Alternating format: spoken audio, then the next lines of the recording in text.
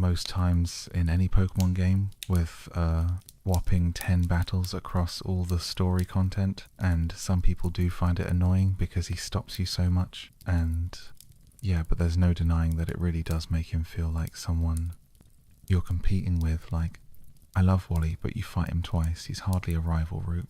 3 isn't crazy. Couple trainers, a few new Pokemon, but this place goes for a more rocky, mountainous look.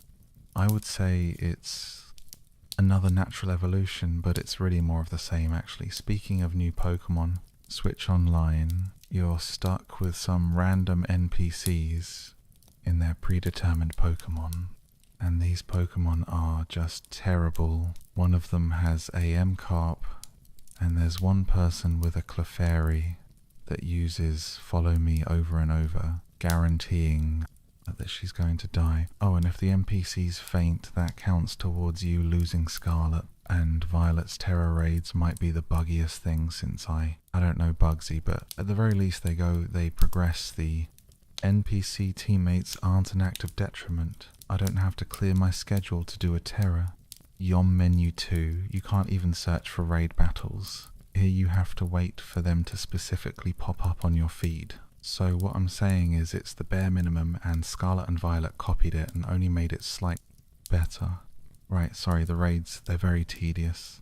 Everyone selects their moves, and then they all play out in order based on the Pokemon speed. It's just how normal battles work, and that's exactly the issue each turn can take.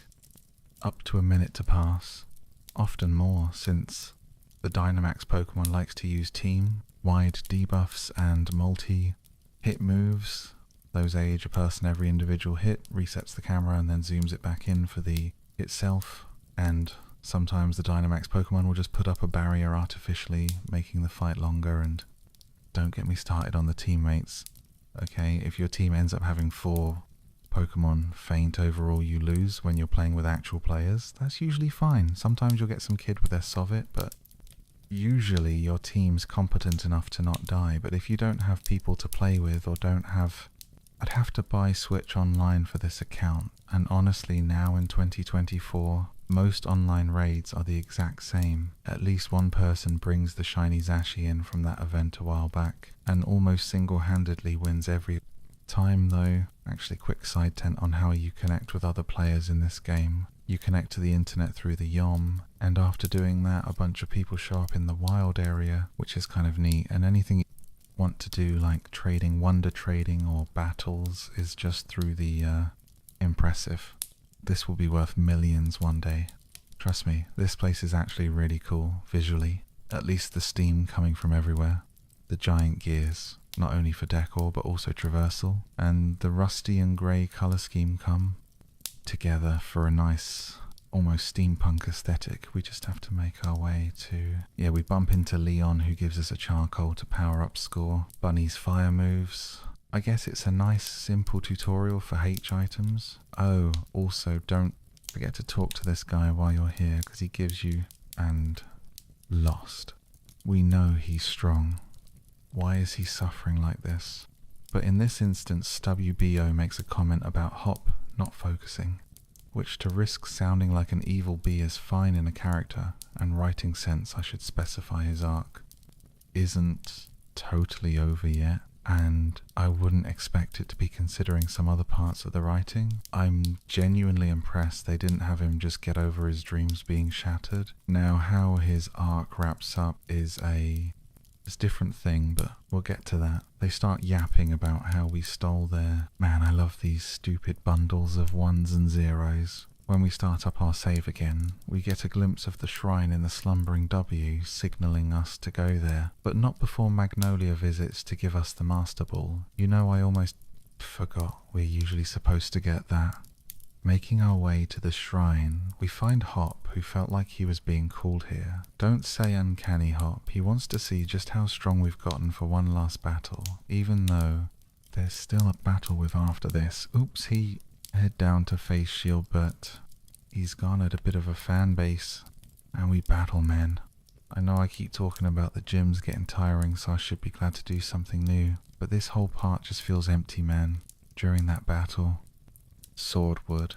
Up on the roof, blasted Zian with radiation or whatever, in hopes she'd go destroy a town. She in fact doesn't, but she still can't control all the energy, so we fight her and my lord. She does a lot of damage. I totally would have lost if she didn't use sword to make himself a new place in the world, and a subtle, possibly intentional, but very neat detail.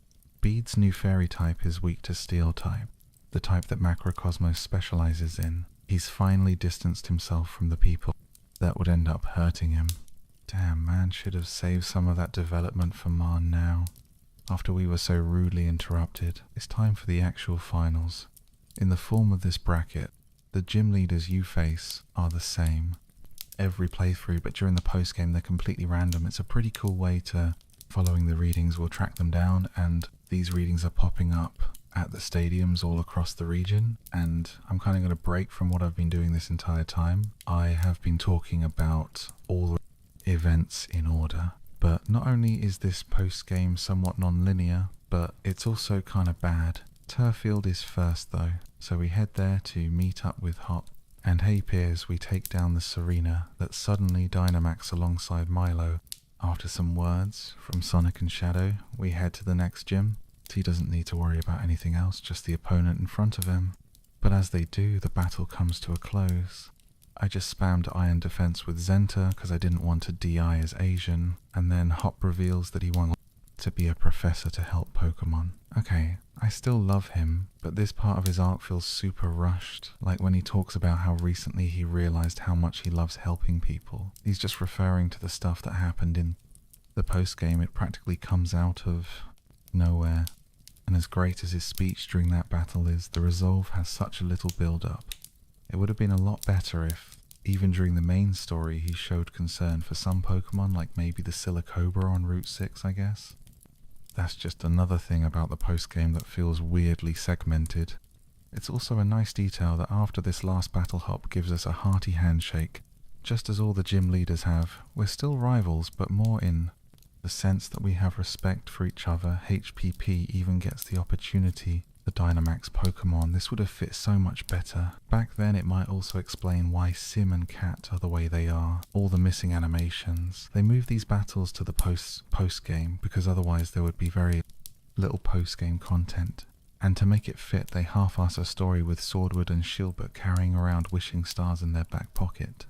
Now of course there's no official confirmation of any of this. This might be what the post-game was always intended to be, but as we know, Pokemon fans, we love to being either Halberry or Moto Stoke. This entire part of the game comes completely out of left field. Like, here are some brand new characters who suddenly decide to use Witching Stars to Dynamax Pokemon, even though the Dynamax threat was already resolved, and they're doing it to bring out Zacian and Zamazenta's true natures, like, I guess trying to expose them for not being the true heroes or something. Also, they can bring back the Monarchy to Gala, I don't know.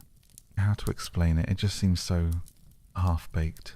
And speaking of half-baked, you know, those clips still has Pink Sin on his team though, so I'm not sure what his game plan was there. Then Sonia comes in and makes a big show about being the professor. Now, for the longest time I misremembered thinking she became the professor in the scene where she got her lab coat, but it actually wasn't confirmed in the plot until now, so good for Sonia. A good conclusion to her subtle but still pretty nice character arc. She even wrote a book that reappears in Scarlet and Violet.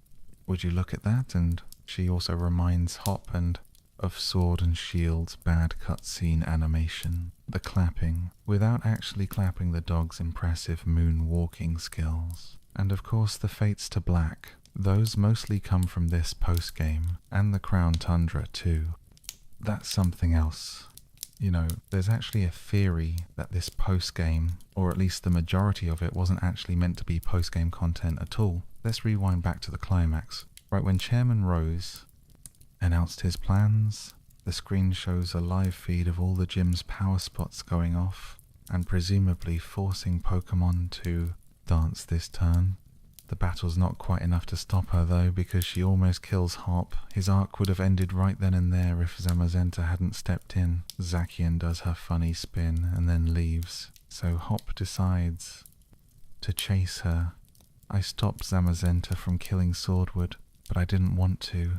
It looks deep into my eyes for a moment. Man, am I glad I didn't pick the rainbow ones way back when. and it's asking us to prove ourselves, so we don't battle. Kind of anticlimactic, don't you think? No fancy cutscene or anything. Glory and about how the history that was covered up that we rediscovered was actually for their benefit. That's actually an interesting concept. Too bad they don't explore it in the slightest. Sonia and I head back to the lab to regroup, where she has a new assistant and is also apparently hoarding all the wishing stars Chairman Rose Stowe. Are you allowed to have those? But more importantly, we find out that her power spot detector goes off whenever she's near Squidward and Srum. They forgot to capitalize the F here. I'm just noticing that, so by theorize anyway. Yeah, it's not overly engaging. We save Turfield, then Moto and Halbury. Take a quick stop at the lab where we battle you, and Yosk Sonia's lab assistant is revealed to be a traitor who gives all the wishing stars to the villains. You think there's someone who cried after this reveal? Well, it did make Sonia sad, and I know I won't stand for that. I like how Piers keeps panicking about Mana Spikemuth. He doesn't usually get all emotive like this. Now we head off to deal with Hammerlock. Search chest are still on. To put the historic relics back, because we've just kind of had them in our pocket for the last 4 days, so before any divine retribution. Boom. There. And yet, divine retribution comes anyway in the form of Swordwood and Shieldbert. These gentlemen are supposedly descendants of the original Kings of Galar, and they're our villains for the post-game. Oh boy. They steal the relics, so naturally I battle Shieldbert and Hop loses to Swordwoodman. He can't catch a break. There was even a line back when we fought Rose that implied Hop tried fighting him first, Dynamax, but we never even hear about what happened to these places. Say for Hammerlock, where Ran handles it. Heck, Hop here only points out Hammerlock, even though we also see Moto stoke Hurry and Balone, and Ron says the gym leaders work together to evacuate the city, kind of implying that Hammerlock is the only place this is happening to. It's almost like they had the cutscene made but retrofitted the dialogue to go with. The story changes, thus making the entire sequence contradict itself. Anyway, this post-game where we go around to all the stadiums stopping Sword and Shield, even though it ends with a champion battle. After the threat's been dealt with, it's not only immediately after, but the gym challenge is also actually relevant to the story. This time around, apparently Rose turned himself in after all that. That's cool. We say one last hello to, or Beetle Girl, and head on in. The region is saved. Everyone's watching, so as Neona would say, let's battle our hearts out. Look, Hop even takes the face padding from Leon. He admires him so much. I really want to give special shout outs to the music. Bothering him again. Are you sure you wanted to make this public? Oh yeah, I forgot to mention, we got everyone's FA League cards for helping them out at the gyms. I can sell these. Well, one thing left to do, and that's to see how Hot made out. I like the way he talks to Zashi, and to calm her down kind of humanizes her in a way. Zashi even tells him he's worthy, and that she'll be his Pokémon. Yeah, okay, calm down, N. I do like that he gets the opposite version. Legendary though, he deserves it.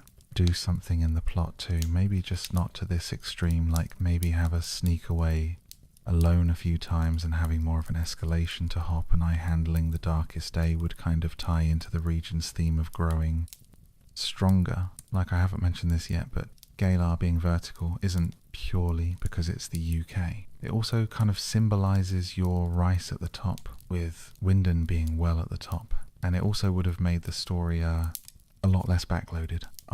Just look incredible though. So cinematic though, I will point out a somewhat weird bit raid battles typically have 4 trainers, not dogs. So wouldn't this moment have worked better if Marn and Bede were tier 2? Sorry, it's just such an obvious thing.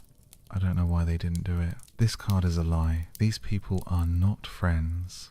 After holding out for just long enough, we're given the chance to catch it, or rather, we're forced to catch it. So with one Premier Ball we suck a Turnus, right? Music in the sky clears, and the dog's rambling again. Anyway, Leon tries catching. Yeah, because it's so good it might not be super intimidating like other champion themes, but man, the way pieces of the gym leader battle theme, or Hop's battle theme, get incorporated in there, The climax being the crowd chanting the hall, kind of fame theme that's been a staple of the series. It all feels so triumphant, and it just has such a sense of finality, and Leon deserves this song too because he's tough. His team's pretty stacked for one, with Eyes/Dragapult, the starter that wasn't picked. So in our case, Inteleon, and a lot of it, Sword and Shield. Even though it ends with a champion battle, after the threat's been dealt with, it's not only immediately after, but the gym challenge is also actually relevant to the story this time around. Apparently Rose turned himself in. After all that, that's cool, we say. One last hello to or Beetle Girl, and head on in the region is saved. Everyone's watching. So as Neona would say, let's battle our hearts out. Look, Hop even takes the face padding from Leon. He admires him so much. I really want to give special shout outs to the music. And we're heading back to where we were at the very beginning with a final send off from Sonia and her mum, which just uses the normal music for Postwick, which feels odd considering the circumstances. We dive back into the world we pass through the area we did before, but before long we come across a brand new area with stronger Pokemon and more paths to choose again. Since this is Sword and Shield's area design, none of these are very substantial, but they look really nice though. There's one that leads to a river, there's one that... Anyway, as for the story, that's actually in the game. We get the hell out of there. The darkest day has already begun, and Leon runs off to front Rose, Hop and A though. We actually get to do something we call back to the history Sonia learned with us. We know how the hero stopped the darkest day. We know we saw them, and we know we're heading back to the slumbering world to find them again. Honestly, this is a pretty nice way of tying everything in the story together. The gym challenge and the lore finally meet. Do something in the plot too. Maybe just not to this extreme, like maybe have us sneak away alone a few times and having more of an escalation to Hop, and I handling the darkest day would kind of tie into the region's theme of growing stronger. Like, I haven't mentioned this yet, but Galar being vertical isn't purely because it's the UK. It also kind of symbolises your rice at the top, with Wyndon being well at the top, and it also would have made the story a lot less backloaded. I'm just rambling again anyway. Leon tries catching, and also the model for the Dynamax logo. We're thrust straight into a raid battle, where Hop Stubble and Aeon can't even move. Well, we did pick up the Sword and Shield from earlier, so all we can do is hold them to the sky, and this climax here is the best part of the main game. Dare I say, one of the best moments in the series. Maybe my perspective is warped after all the gyms, all the monotony, but this feels exciting. Zacian and Zamazenta leap back into action to fight. The darkest day again, the Sword and Shield grant them their original power back. And it's time for the four of us to take down Eternus Way to ruin the moment. The clouds are swirling above us. The music is powerful. The entire region is flashing right before our eyes for real. And the fight itself is mostly automatic. Not that it makes it any less cool. Max Eternus is a crazy damage sponge. Like, look at these stats. So Zashi and Zamazenta end up doing most of the damage, while Hop and I just supervise their signature moves. Behemoth Blade and Behemoth Bash. Pun it with the regular Pokeball. Yeah, how'd that turn out for you? The explosion knocks Leon out, so it's our time to shine it. Turn out this doesn't put up too much of a fight, but it still feels intense, mostly from the music. The tempo goes up and down, kind of like Univ legendary battle theme. Kind of sounds otherworldly, you know, after we beat it, it gets mad, it shoots up into the clouds. Debris starts hovering around us and we see it, the Pokemon we will never get to. Use Meet Eternamax, Eternus, his true form, thinking it was the right choice he could have been. Such a good character, why was he stuck in Sword and Shield? We head up to the roof to see Leon head with Aeris, and Jesus, it's massive. Yeah, as of 5 years ago. Way lord. Isn't the biggest Pokemon anymore? And I'm still adjusting. Leon compliments us on our growth and facing danger. Man, I don't think that was us. You literally didn't let us face danger before, though that is admittedly a kind of interesting concept. A Pokemon game where, heaven forbid, the other trainers. Pretty cool case of storytelling through, well, a team. She uses 4 Pokemon that could be regarded as beautiful to some individuals. Frost lasts Serena Salazzle and Miltech before ending off with Garbodor, showing her true, obsessive, rotten personality beneath all that. Alternatively, Truish was her first Pokemon, so maybe she sees beauty in it or she keeps it as a reminder of her upbringing. I don't know which one's more true because Owana's backstory is never set in game, only in the Twilight Wings web series. I guess there's this one line of dialogue, so make of that. Trickling in from above. The cool colours, it's phenomenal. Hey, shout out to the wild area for single-handedly ruining the reputation of this game's visuals. And on the ground we find, what do you know, the sword and shield. Considering, well, we are forced to go with the shield while Hop takes the sword. We don't exactly know how these will help us, but we have them now. We book it back to the stadium where Rose is and encounter Owana, very clearly distressed. Ah, so is that why she's moving like that? Apparently her Pokemon was forced to Dynamax. Joke, but the choir makes it sound like something out of Baldur's Gate. His animations here too are interesting. He's not angry, he's not intense at the start of the battle. He grasps his Ultra Ball tightly in hopes he knows he's weaker than you, but he's determined to see his goals through to the end.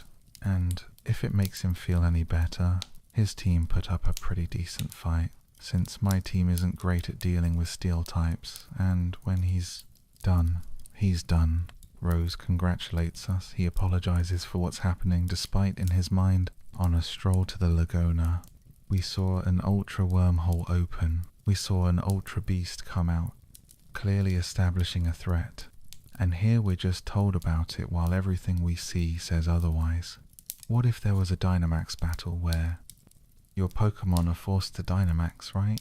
There wouldn't be much to it, but it would be a cool set piece that actually displays what the Darkest Day is doing anyway. Rose says it's his duty to protect the future CU, some of the most needlessly intense battle music in the series.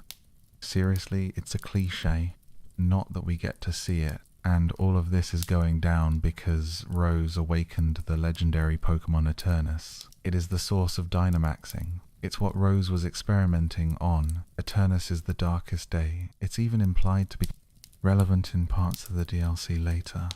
So, stay tuned. We head down to the energy plant that gives Kalos a run for its money for just how little of it we see, and face off against the man who never gave me my seafood dinner the darkest day.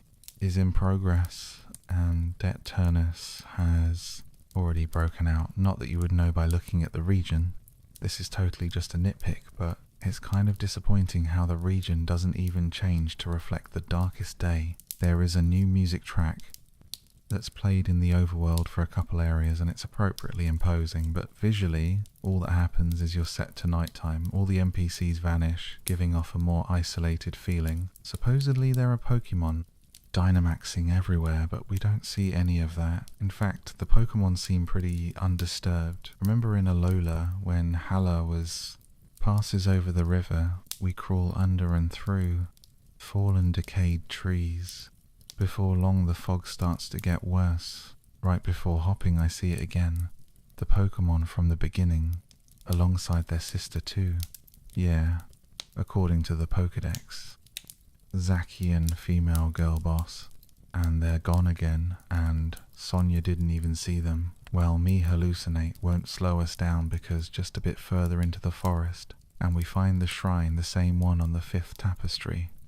Actually, I also want to quickly add that this area is absolutely stunning. The calm water, the light, I respect it. Rayon's team this time is strangely way less cohesive, which kind of stinks. I get we're doing a single battle this time, but instead of going for a sandstorm strategy, he tries to use Sunday Rain and Sandstorm, and it's just not very challenging. Well, we did it. Hop comes in to cheer us on for the fight with the unbeatable champion. The air is tense, our Pokemon are ready, our entire journey is flashing before our eyes. And wait, isn't there a plot point we haven't resolved yet? Hey, there he is, Chairman Rose finally. Being one? Oh. 0 years from now just makes him seem stupid, like even Leon calls him out on it. I don't want to try and rewrite the story or anything, but I can't help but imagine it would have been maybe a bit better if the crisis was, say, 5 years in the future. That would have made it a lot more of a moral dilemma. We could better understand Rose's side of the argument. There could even be some cheesy moment. Like, we don't need to summon the darkest day to save the region, we just need to work together. Is shown to be capable of being kind sometimes, and he does seem to genuinely care about the region and its inhabitants. At least a little bit, even if sometimes he goes a bit far and like bringing about the darkest day isn't something he does for his own gain. This isn't a Lysander who's trying to make a world with only Team Flare, or even Giovanni who's just making money. You could say he's doing it for the sake of Macrocosmos, but there's really nothing hinting towards that. He could have been an interesting villain, but the energy crisis reveals his plan to save Gore's future. He's bringing about the darkest day, and thanks to the sheer amount of Dynamax energy, he's hoarding power spots start erupting across the region, spewing Dynamax energy and forcing Pokemon to grow big. That's not good.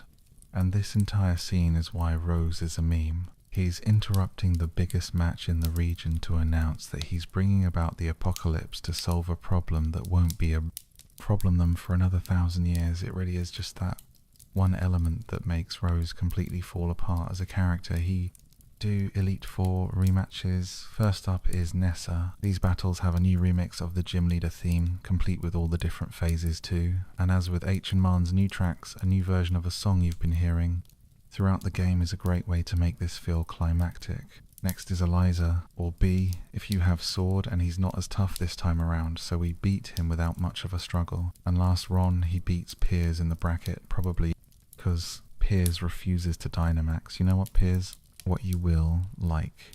I'm not saying Twilight Wings isn't canon, I just don't know what the original intent was. Whatever, she's defeated. And we found Leon and Rose. They were nowhere to be seen during that battle, but whatever.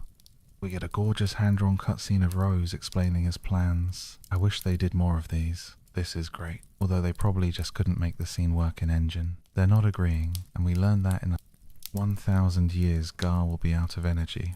And this is really getting to Rose, 6-year-old me, when I learned the sun would explode in 1 billion years. We don't quite know what he's doing, probably in relation to those experiments from earlier, so we rescue Leon, I guess, and head off to dinner. It's like 10 p.m. I don't want it anymore, but not before Rose steps aside and ominously says he's going to change the course of history. Whatever happened to this guy? He was nice. I miss this guy. It's finally time for the finals, and every gym leader is here ready to partake in the tournament. The finals are essentially this game's replacement for the did, even though he probably deserves it more. Like, he doesn't even use the same types anymore. But going from Psychic to Fairy didn't make him any stronger, and my Hatterene finishes off his Hatterene because mine's named Gag, and his isn't. Well, that should have been it for B, but after some encouraging words from the crowd, he, as the stubborn guy, he just can't help but keep going. As the new Fairy-type gym leader, thus closing out his arc. It's a pretty nice conclusion for a pretty great character beads, moved away from being Rose's underling. Elite Four, and while some people might be disappointed we're not fighting 4 new trainers, in the context of Gala in the gym challenge, this is probably the best outcome, but right before we can start the bracket, B comes back and Opal turned him gayer. He acts a little bit softer now, but he's still the same beat at heart, crashing a major sporting event just to get back at us, even sticking his future as a Pokemon trainer on it. So naturally we fight for whatever. Reason he doesn't get a new theme like Hop and Marnie, Sight and Baloney. I guess they shake things up a bit with these battles being 1v1, just you and the raid Pokemon, and in Balone Bead already has the Pokemon taken care of, so we fight him instead. And this is a great time to note that Marn does not appear in this postgame, and neither does Leon actually. Oh, so now you adults don't want to handle everything after all those Pokemon are taken care of. Sonia calls us to the power plan, and Hammerlock we get to see Yampa's Fade to Black, ability, classic, and we make it to the top. And hey Oon, look, I'm not in the mood for this right now, so can we? Oh, never mind, she finally snaps, absolutely refusing to let us interrupt the meeting. She also says that beating us would leave Leon with no one. left to battle, thus making him more susceptible to Rose's propaganda. Now, not only does this imply she's going to kill us, but also no, we're not the only people in the semi-finals. Again, this whole segment just seems completely out of place, so we battle, and Owana's team is actually call this, it's like cheerful, almost sounding like an anime music opening, and Rose Tower isn't really much of anything. It's just multi-battles with hop back to back until you get to the top. He even heals your team after every battle, so there's no sense of tension or stakes. Not that there were stakes to begin with, because there's no threat here. What are we doing? Imagine if this was like a Silco thing, a proper dungeon. I don't know. Silco blows chunks, but at least it would have been a bit more impactful, so it's the top of the screen. It doesn't do that very often. We find ourselves at the foot of Rose Tower, where Marn and Pierce split off, so it's up to Hop and I to save the day. I guess reminder all Hop, and I know is that Leon's in a meeting. Well, at least the atmosphere in the lobby is pretty foreboding. I like it. Shout out to the receptionist who flat out doesn't care. We're not getting in that easily though. Of course, we're caught by the staff and the music shifts into, I don't know what to... Then the telephone box is a good bit on my first playthrough. It took me like half an hour to find him. I probably should have kept that to myself. Eventually, he ends up running into the train station, blending in with 3 conveniently placed clones. But luckily Piers is here, and since he's so awesome, everyone rushes down to see his performance.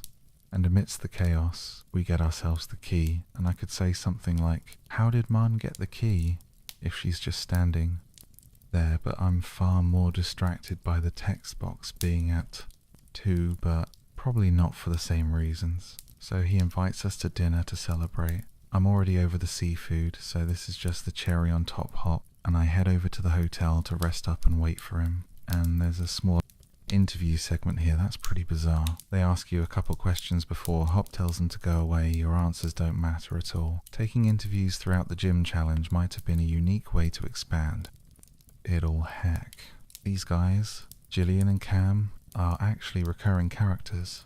Figdo Battle. Who would have guessed? I like this stupid finger wag. Who does he think he is now? These battles actually have a unique gimmick with Marn and Team Yell, cheering you on to boost your stats. This would be kinda cool if it mattered remotely, so you have to find him 3 times, and each time he only has 2 Pokémon, and it's stuff like Durant and Ferroseed, so the buffs don't matter. So you're gonna win anyway. This would have been a cool mechanic if it was used in a more climactic moment, him hiding 2, but probably not for the same reasons. So he invites us to dinner to celebrate. I'm already over the seafood, so this is just the cherry on top Hop, and I head over to the hotel to rest up and wait for him, and there's a small interview segment here. That's pretty bizarre. They ask you a couple questions before. Hop tells them to go away. Your answers don't matter at all. Taking interviews throughout the gym. Challenge might have been a unique way to expand. With it all heck, these guys, Gillian and Cam, are actually recurring characters fighting. Establish this way of framing the story before throwing it out and ignoring it for 40% of the game. And even worse, Leon isn't even here yet. Then Pierce shows up, and this is when the story gets really weird. Not totally bad, necessarily, but it feels like there's a lot missing here. Like this entire upcoming section feels like it's placed out of order. According to PE, Leon's headed to Rose Tower, Chairman Rose's Tower. Okay, that's not surprising. They've had meetings before, but Piers makes this face and wants to have fun, and Hop wants to cause a 2, but probably not for the same reasons. So he invites us to dinner to celebrate. I'm already over the seafood, so this is just the cherry on top Hop, and I head over to the hotel to rest up and wait for him, and there's a small interview segment here. That's pretty bizarre. They ask you a couple questions before. Hop tells them to go away. Your answers don't matter at all. Taking interviews throughout the gym. Challenge might have been a unique way to expand. With it all heck, these guys, Gillian and Cam, are actually recurring characters fighting outside, saying pretty much exactly that. They're in a meeting, don't bother them. And then she makes a game out of it by having us track down a staff member holding a key to the tower. She says it's because Rose likes games, and I guess that shows undying dedication to Rose. But why like this? Well, at least this is a neat little mission. We have to find the staff member with the black sunglasses, which is a pain with the pop-in, and also this is how I was playing the game. Each time we find him, we up trembles, and then, thanks you. His dream is over though. Unlike Marn, Hop does still have more time in the spotlight coming up.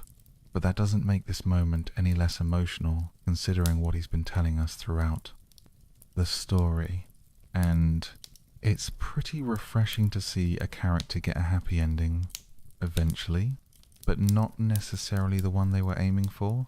I would say something like that's life, but I don't want to start putting this up, so let's move on. So we head out, and Leon apparently started tearing up over that battle. Yeah man, me, locking in with a pat on the face and a brand new battle theme. It's so good.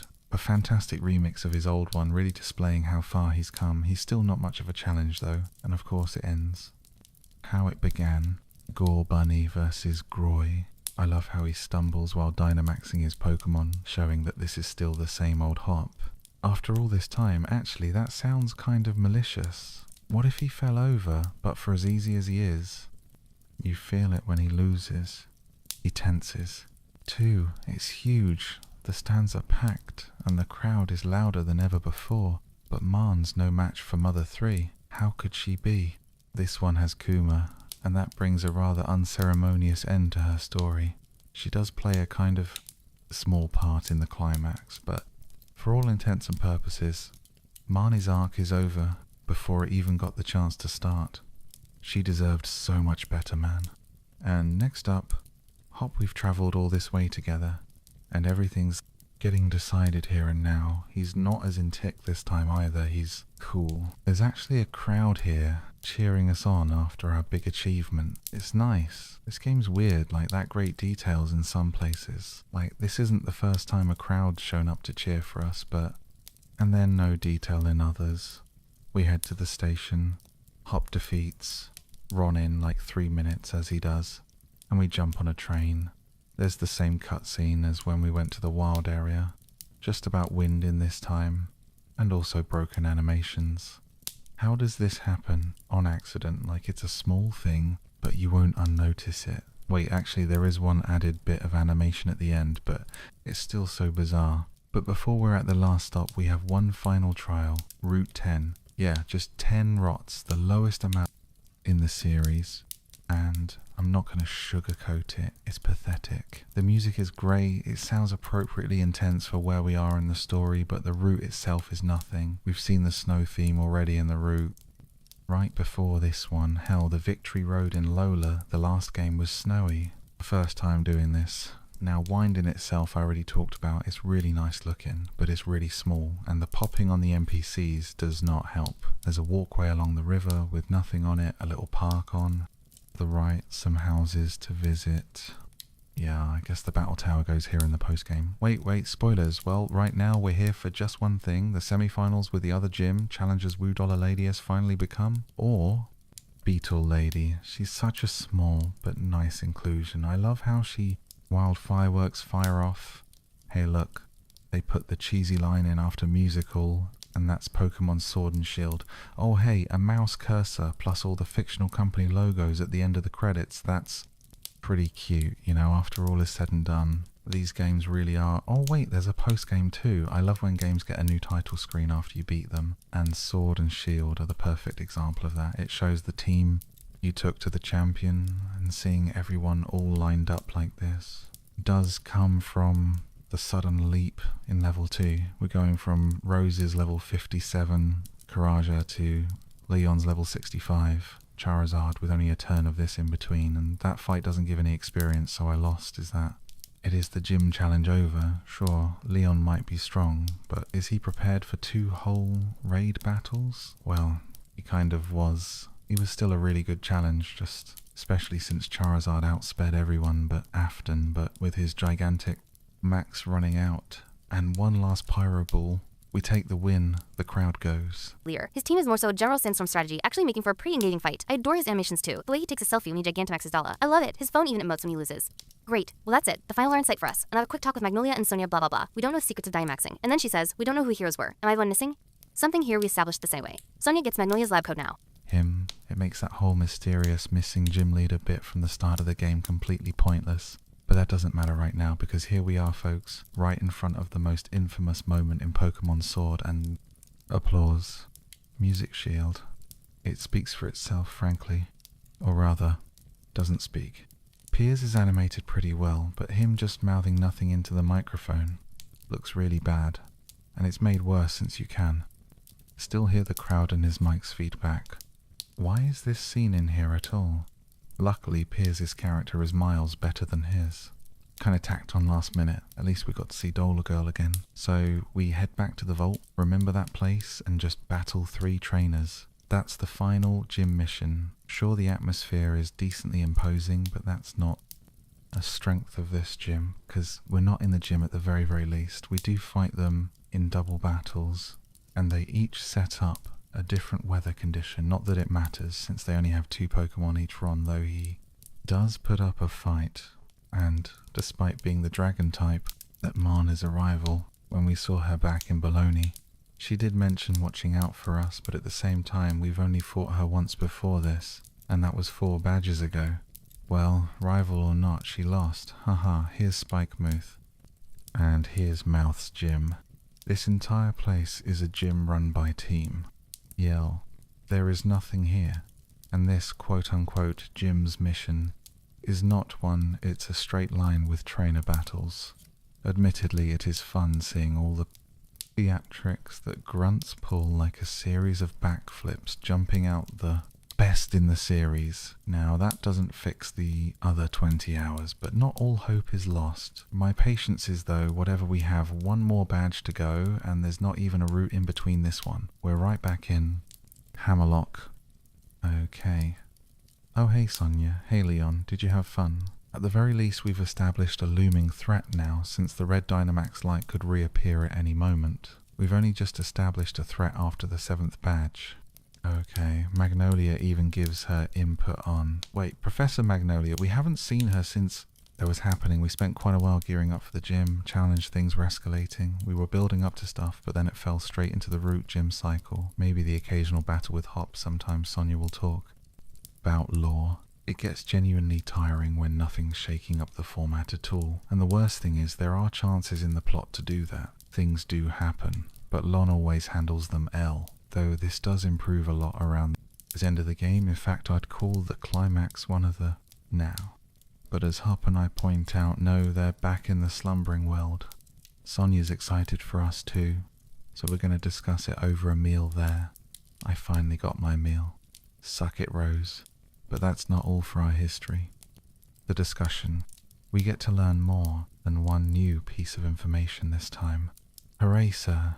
Chester's hot spring is apparently the place where the 2 heroes recovered after battle. And then Sonia says, who exactly were the heroes that bathed here? Was this a translation error? Is she saying that line vaguely on told to you during the plot? So yeah, Team Yell, Marnie, especially Piers, they're alright.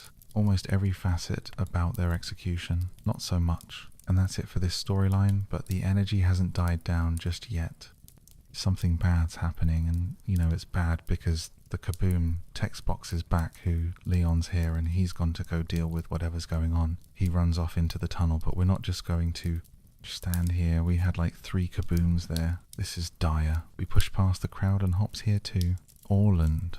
This one uses the magic of controller vibration, which isn't exactly easy to show, but trust me, the controllers are vibrating alongside that visual effect. And sorry to go on a bit of a negative tangent, but this use of controller vibration, the obligatory upgraded visuals, and I guess the wild area are really the only ways Sword and Shield take advantage of the Switch. Though I should add, there is vibration in other parts of the game, just for immersion, and it's done pretty well now in my eyes. This game not being some huge leap for the...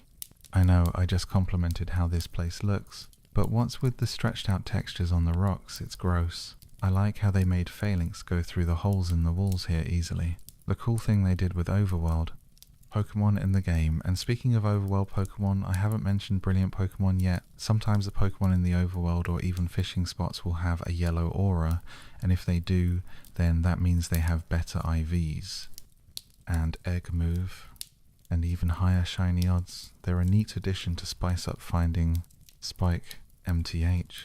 Not having a power spot for Dynamaxing isn't just a neat gimmick for Pierce's battle, it's also partially the reason the town's in the state. It is dingy, you almost run down since people won't come to it.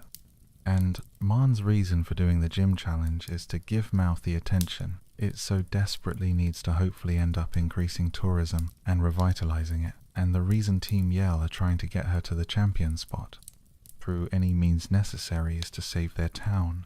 Moreover, PE puts a lot of it on himself, feeling goes from, if you beat Milo, I'll remember your name, to actively being our fan. Marnie's even here, psyching herself up and Hop, at least mentions B, so it's kind of like him and Marnie are in the same room again, 1 ESPN. Transition later, and it's time with Marnie up. First, she says, there's been a lot between us, and on one hand Yuri win, but on the other hand no, you showed up like 4 times. She has a new remix of her battle theme, which adds to how climactic this moment is. The stadium helps with that. Cards with really nice and expressive renders on the front. Oh heavens.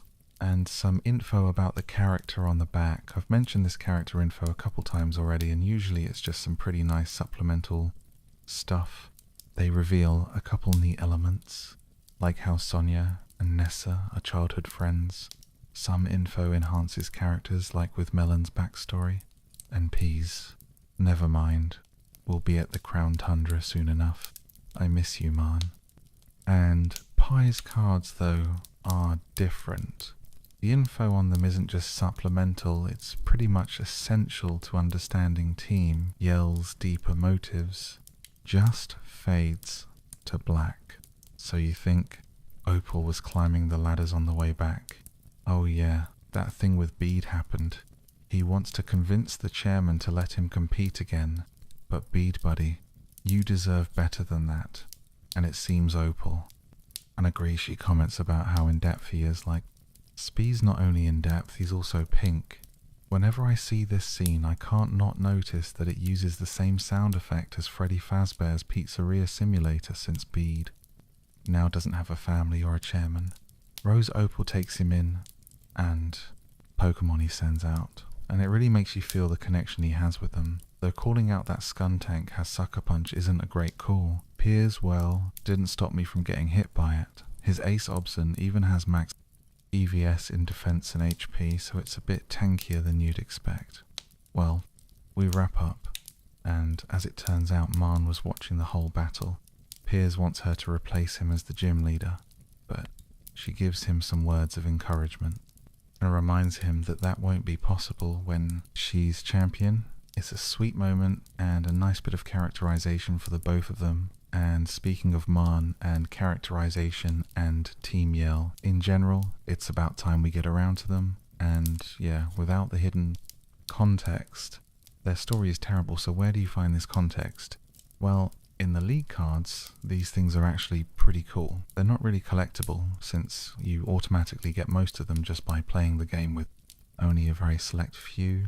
Usually the rare variants being more secretive. They work really well thematically, they're sports.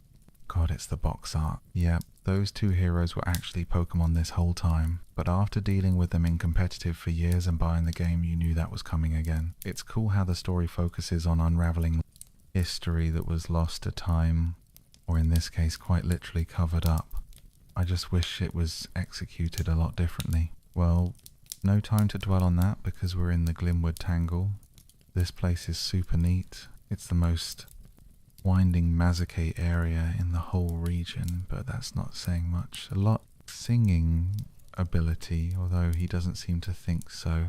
Come on man, cheer up. We actually can't Dynamax here in Spike Moth since there's no power spot under ceiling, so it's time for a good old-fashioned battle. His fight is actually pretty unique even. Beyond no Dynamaxing, he has a unique battle theme, and that sounds really good. In fact, I haven't really been mentioning it, but all the music in this game's pretty great. Remember how this game brought back the in-battle dialogue? Well, Pierce takes full advantage of that, having a line for each of his thing, but I shouldn't have to do a balancing act to keep the game's difficulty engaging. Moreover, raids are a core feature of not only the wild area, but seemingly the franchise going forward, if go this and Scarlet and Violet or anything to go by, so I shouldn't have to ignore or sideline a core feature to make the balance feel balanced. Like if a Pokemon game is too easy and you nuzlocke it to make it hard, that doesn't change the fact that the game is innately easy. Well, after that filler episode, we bump into Sonia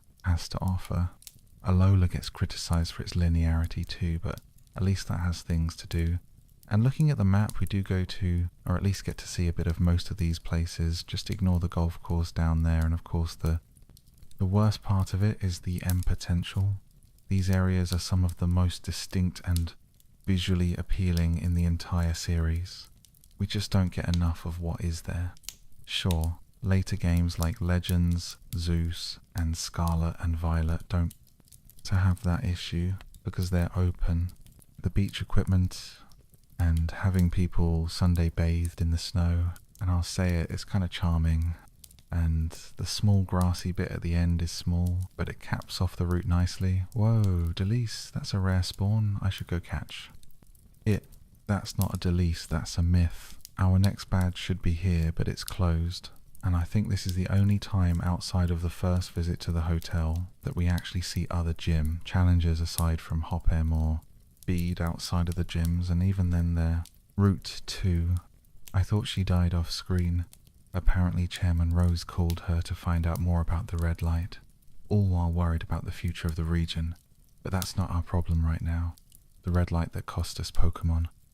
To Dynamax is connected to the darkest day, which also cost us Pokemon to Dynamax, no way. And even when Hop and I offered to help, because things could get dangerous at any moment, we're declined. I'm tired time for our battle with Ron. But not after the gym mission, of course, which feels like it was kind. Just kind of chilling in the lobby. It's a small element, but it kind of makes the gym challenge feel smaller, more self-contained than it should be. What? Wait, man, speak of the devil, she's on a poster here too, as it turns out. This is her hometown, and she knows a secret way. In Secret Shore. Yeah, okay, but as she says, we're rivals, so before she lets us in, we'll have to fight, and maybe I'm being too negative or presumptuous in saying this, but it feels a bit like they added that line to remind you of it being on water with stiffer controls, and Pokemon everywhere is a bit lame, but the place itself, it's decently open. There are quite a few items here, side pockets with trainers this time, and you can even take slightly different paths to get to the end. You can follow the water either left or right and find different items along the beaches, or you can cut through the snowy patch in the middle. It even has a pretty unique theme with you navigating between icebergs on a frozen beach, and there's of course the whole bit of all world or semi-open world. If you see a place you will get to go to it, but honestly, palace areas aren't nearly as creative or memorable as Gar's. I would love to see another Pokemon game with a more restrictive design that isn't afraid to let me explore its areas. I don't want to feel like I'm on some guided tour with velvet tape lining the path like, come on man, why is this here man? All that being said, Route 9 is the best route in the game. It's actually decently sized though, still not very big, and most in the southeast.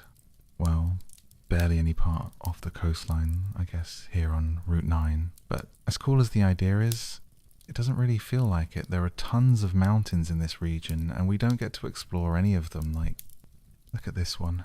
It's got a unique shape. It's right before Winden. It would be perfect to explore as some kind of victory road or something.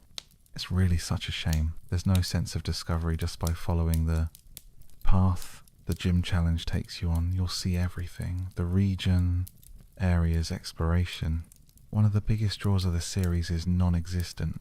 Now that we have the water bike, there is exactly one substantial new place to visit. Remember the big lake next to Magnolia's house back on Route 2? We can bike around in there. It's not a named location, but it's all we have. Oh, and that side path in Garmine number 2, all that has is the TM for Mudshot, and I guess there are some other rivers around the region that lead to TMS, but they're absolutely not substantial. Even Kanto widely considered one. Couple branches that Ellie lead to items. The Glimwood Tangle is probably the best designed place in the game because you actually have to navigate it, and it's not that Gar doesn't have cool locations, we've seen plenty of them. Heck, it's probably one of the most diverse regions in the series, and we get to see tons of cool stuff too, but we don't get to explore any of it. I've mentioned the backgrounds in some areas, like how Turfield has homes we can't access, and the area that best illustrates my point is the final city Winden look. How grand this place is.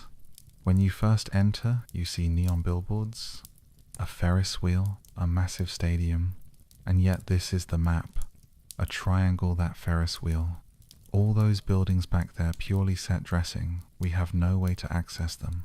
It was bad enough when Alola blocked off things like the lighthouse, which happens here too by the way, but to have an entire city we can't explore. I guess Ultra Megalopolis was an omen, huh? And even looking at the region's map, there's a bunch of stuff that we don't even see the countryside. Playing portably being convenient. That's not a game design philosophy, that's the Nintendo Switch. Sure, that quote ultimately doesn't mean much, but I would not be surprised if it did influence their direction, even if in a minor way. Well, mission complete, and it's time to face Melanie. Her battle was pretty easy. I didn't struggle like I did with Alistair, but Afton did get frozen, so I contemplated quitting right then and there. Well, we're done. Here, so time to step outside, and Sonia, we're going to a restaurant to celebrate, and I guess that makes up for the most boring regions in this series. Has stuff like the power plant, Seafoam Island, Cerulean Cave. Kos is considered extremely bare, but at least that has stuff like Azure Bay Terminus Cave and the Lost Hotel. The wild area has it well. I was going to say a bit better, but not really. There's 2 tiny islands, Axe UA, and the one near the daycare, and also the Lake of Outrage, which still isn't that big either. There's not even much exploration within the individual areas. Almost every single one of them is a straight line with a whole seafood debacle. I'm surprised though. Usually Sonia wants to discuss Gala lore, which makes it mighty convenient that this restaurant has another tapestry revealing out of nowhere that Bob was the bringer of the darkest day. Okay. But really, how did this end up here? And more importantly, how did nobody notice? That's like, I don't know, you found Walt Disney's frozen head in a Wendy's, it might actually be there too, have you checked? So this tapestry reveals the final part of the legend, that the 2 Pokemon that saved the world way back when are asleep, right? Also deserve to pass. So I guess this scene serves to humanize them a bit more, with them wanting to steal the guy's bike just to get back to their town of Mouth. But I ask this in the least sarcastic way. I can. Why should I care? Well, league cards might have an answer. We're almost there, trust me. And as thanks we get the HM bike again, but this isn't the same Rodem bike as before. As this Rodem bike can travel on water, it might not feel as fantastical as surfing on a Pokemon, but it's... We bump into Team Yell again, man, these guys have positively 0 presence. It's the first time we're seeing them since Route 6, and the second to last time that they're the antagonists, and it's still just the 2 grunts harassing someone. Look, I understand that spoilers, they're not the main villains, but they're still the evil team for the majority of the game, and they don't accomplish that well at all. But never mind that it's the bike. The guy again, Team Yell, says they're busy cheering on Dreadnought. You know what, it deserves that kind of support, but apparently Pokemon are Dynamaxing left and right, huh? That sounds like what Rose was doing earlier, so there's no time to waste. Come on, Hop, let's... Oh, a JPEG Leon handled it. We've been doing nothing but fighting gyms back 4 hours now. No evil hideouts to raid. No weird things we get to investigate. And when something intense does happen, we don't get to see it. I've already mentioned it count L times, but there's another massive flaw. Beyond just the exploration, this game's pacing is abysmal. It was pretty great at the beginning, lots of stuff. Franchise is not one of its problems, but I don't think anyone can deny how it was pretty disappointing to a lot of people for the first Pokemon game on a home console to be mostly similar to Sunday and Moon gameplay-wise, and that's especially when coming after Let's Go, which is a fine game, but it played it super safe, so it makes a little more sense when you realise not even the devs see this as a home console game, rather they see it as a hybrid game, with playing on the big screen being more exciting and purpose. We know who the heroes are, that's what we've been discovering. I'm genuinely asking, am I missing something here, or is this just a screw up on their end? Oh, and Hop wants to battle now. Okay, I mean, he did warn us back on Route 7, and it looks like he's finally settled on a team with his Wooloo back and all grown up now, and you know what, you put up a decent fight, good going.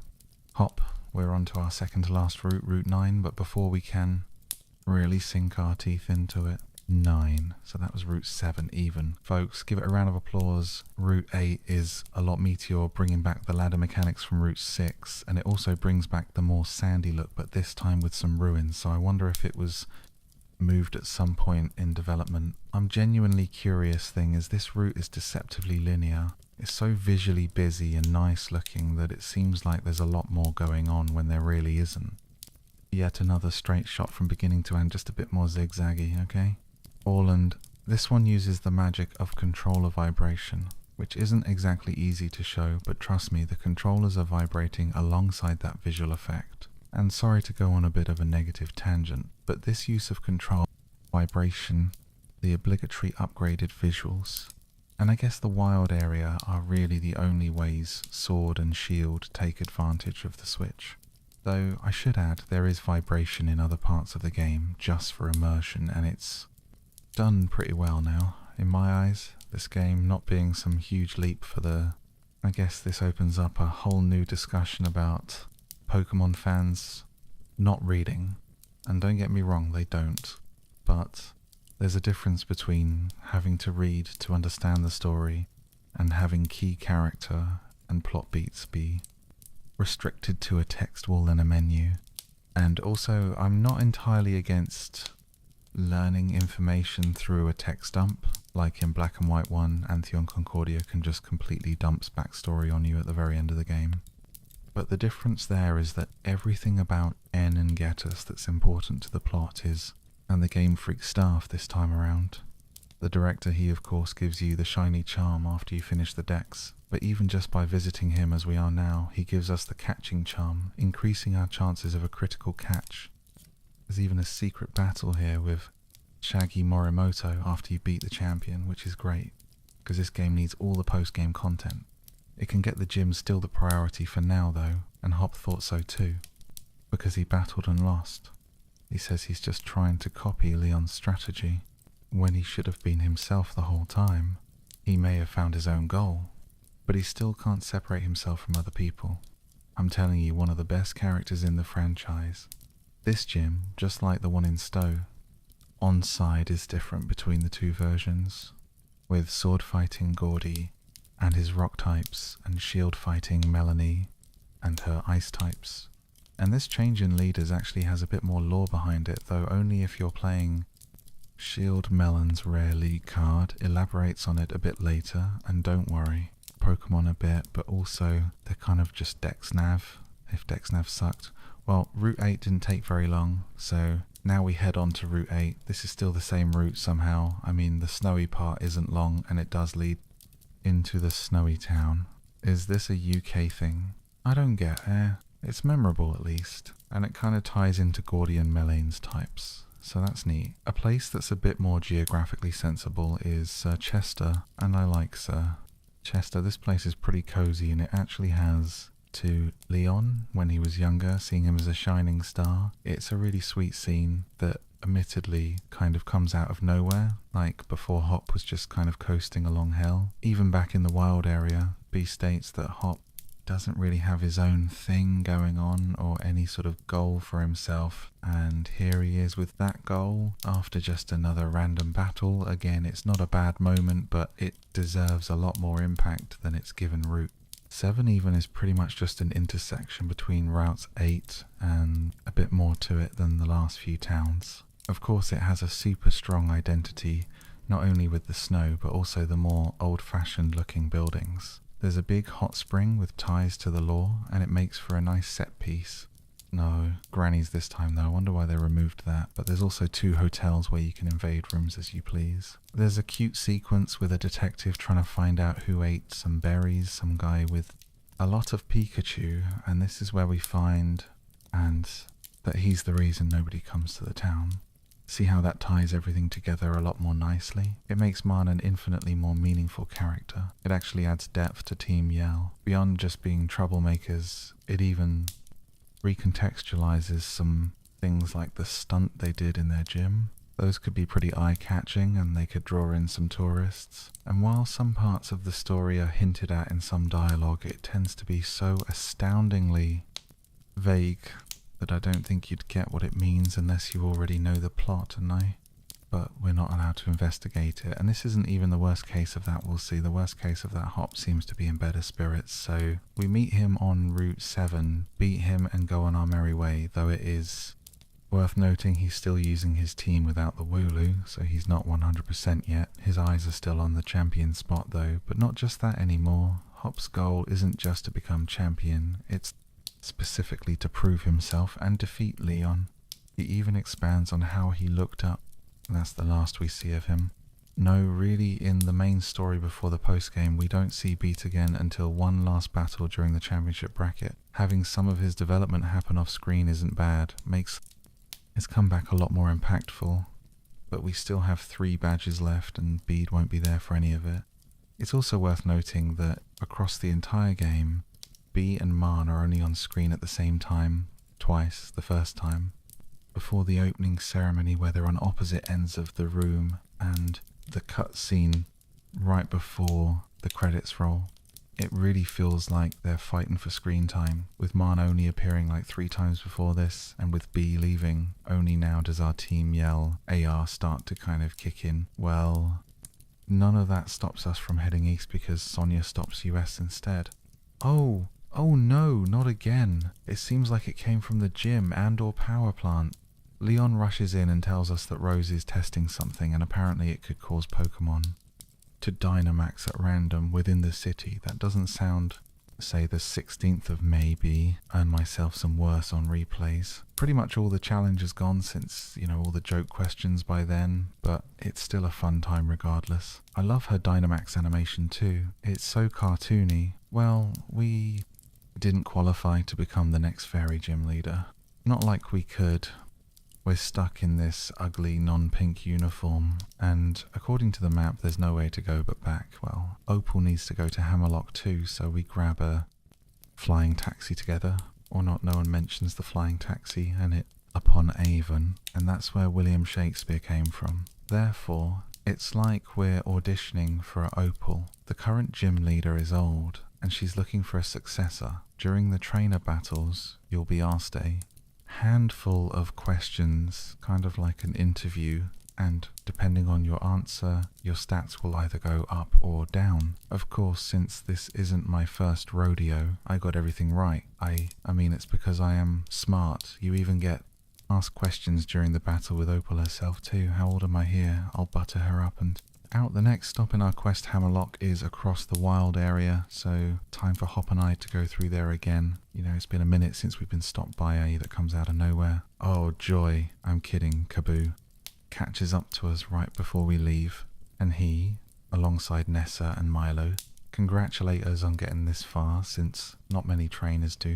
I mean guys, this is Gym 3, but honestly, in universe, this is nice. It makes the gym challenge feel more grand and impactful, even in spite.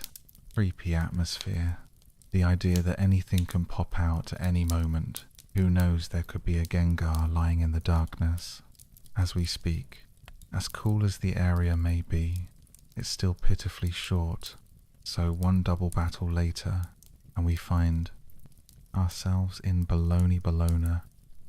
This town is the best looking place in the game. It is gorgeous, the glowing neon colours, the twisting trees, all the detail everywhere. Probably one of, if not the prettiest location in the whole series. And it must have been really straining the switch because there's only 2 houses. Kind of that comes down to just how dark this place is. And since Flash died back in 2013, we have to use these mushrooms to light the way, which look absolutely fantastic. By the way, I also think these mushrooms are the only case in Gar of a route having a gimmick. Aside from the ladders, there's nothing else like deep mud or tight RPP walking weird. The atmosphere here in great, and part of that comes down to this place not having Pokemon in the overworld aside from a couple Imp off to the side. That really helps the mind a little. Oh, is that it? Sonia didn't even react, or oh, Wyatt, do that. He's afraid we're trying to earn the chairman's favour. I mean, you're not wrong, but you don't have to fight us about it, he calls himself one of the elite, showing just how massive that head of his is before Rose shows up and immediately expels him from the gym. Challenge for, destroying a historical monument. The thing is, though, he thinks he's doing what's best here. He's craving Rose's approval so much that he'll try to earn it through whatever. Who tells us that the mural from earlier is important to the legend? What can one deduce from this?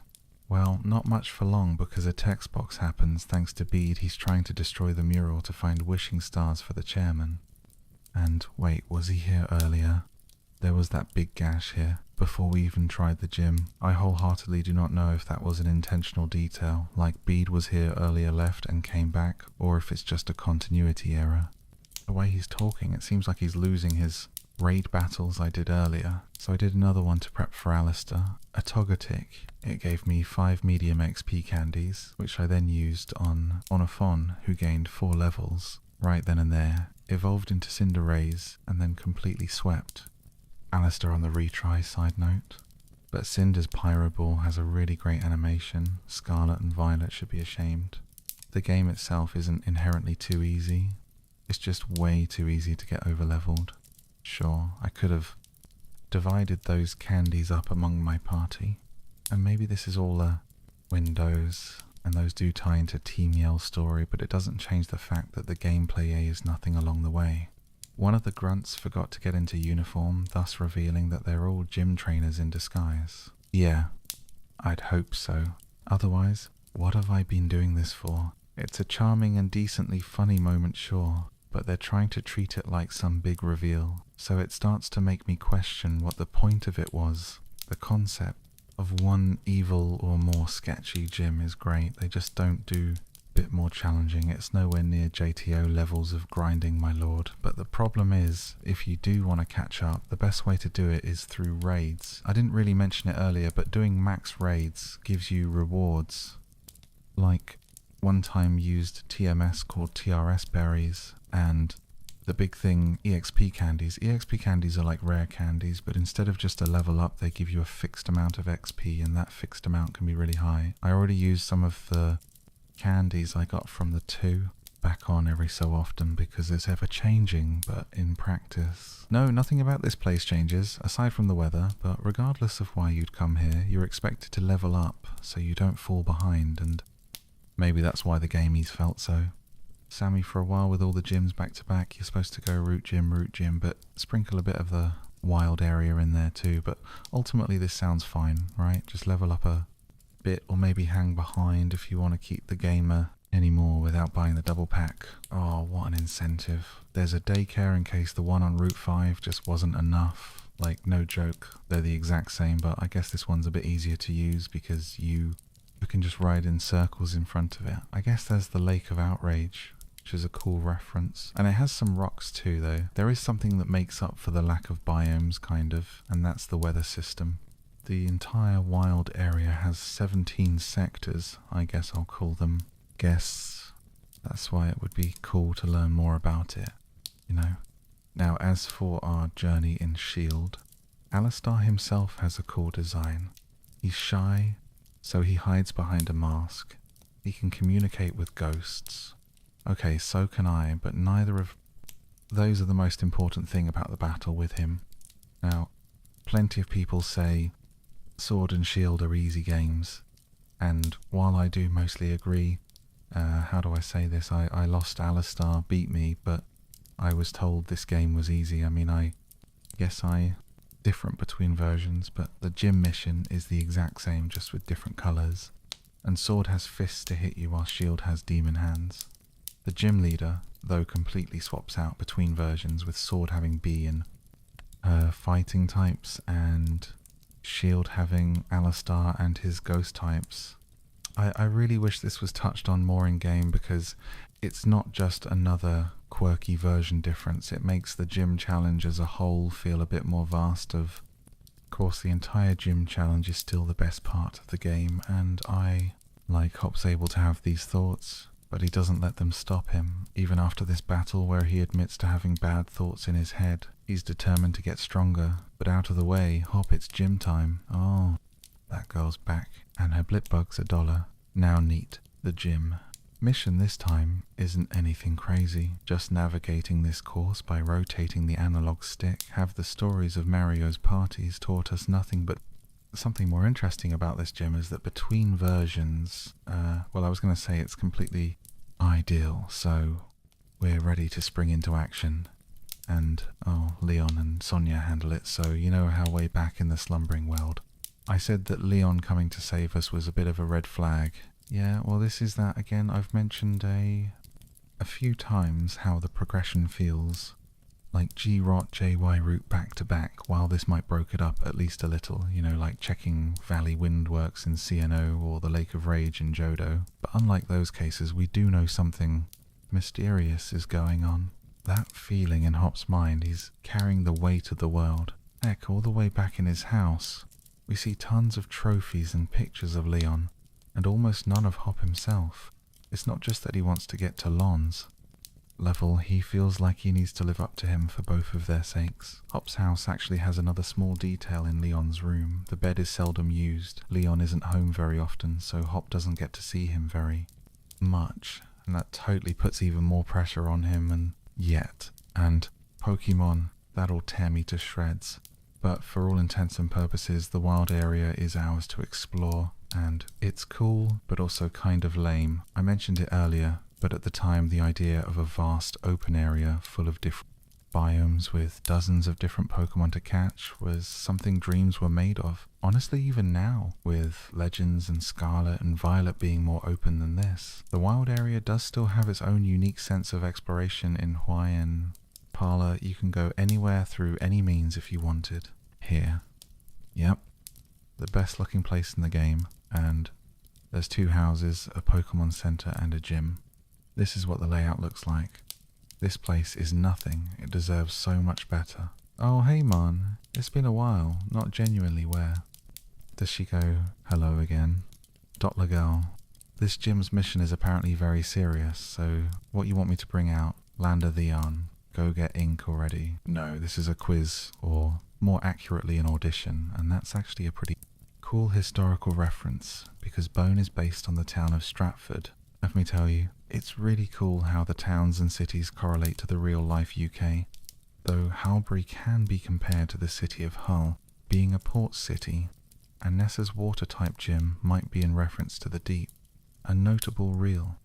World Aquarium there. Moto Stoke has ties to Manchester with its super industrial design, coming from Manchester's ties to the Industrial Revolution. Winden-like, come on, considering just how many times the devs mentioned Gar inspiration in interviews.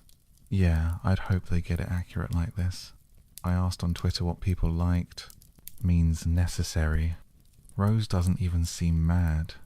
He's disappointed Rose. Raised him, had genuine faith in him, or manipulation. It was probably manipulation. It gets even worse when Sonia casually drops that, oh yeah, Bede's an orphan.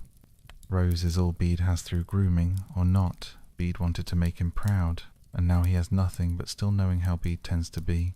He'll find his way back into the spotlight, even after dropping out of the race. But wait, and after everyone leaves the mural, starts crumbling, because rock is weak to steel after all. Oh my. And while the theme is cool, it's really small, you can make your way onto the rooftops to find items though, and that's super unique. That seems to be a theme in this region. Lots of towns and cities have such cool themes, ideas, and even distinct cultures to them, but they all feel just a bit undercooked. Like Turfield is a rural, somewhat farming-based community, but we don't see much of that. I mean, there's fields way in the background, that's good enough. Right, plus I already mentioned Hammerlock and we'll absolutely see more cases going forward, bit much. Well, we beat Bede. You're not weak, you just lock. Talent is a line I want to use from now on, purely because of how hard it sounds like he's coping, going further into the cave. It's actually more linear than the first one. That one at least had some kind of lengthy branches that led to items, but this one has practically nothing. There's a corner we can come back to once we can go over water, so that might end up being something if you're over the other water in this cave, you're just with fake out. So you have options, take more time to knock out the other trainers. Pokemon go for a quick kill on the wild, Pokemon for less points or be risky and catch it for more points. This challenge is like the most unique in the series, I'd argue, but as fun as the mission is, it's not hard, so it's carbo time. I love how serious he is. Easily in the animations he throws that Pokeball with so much force. I'm surprised it doesn't kill us. And that goes for when he's on his last Pokemon too. And she's gone wonderful. Very punctual.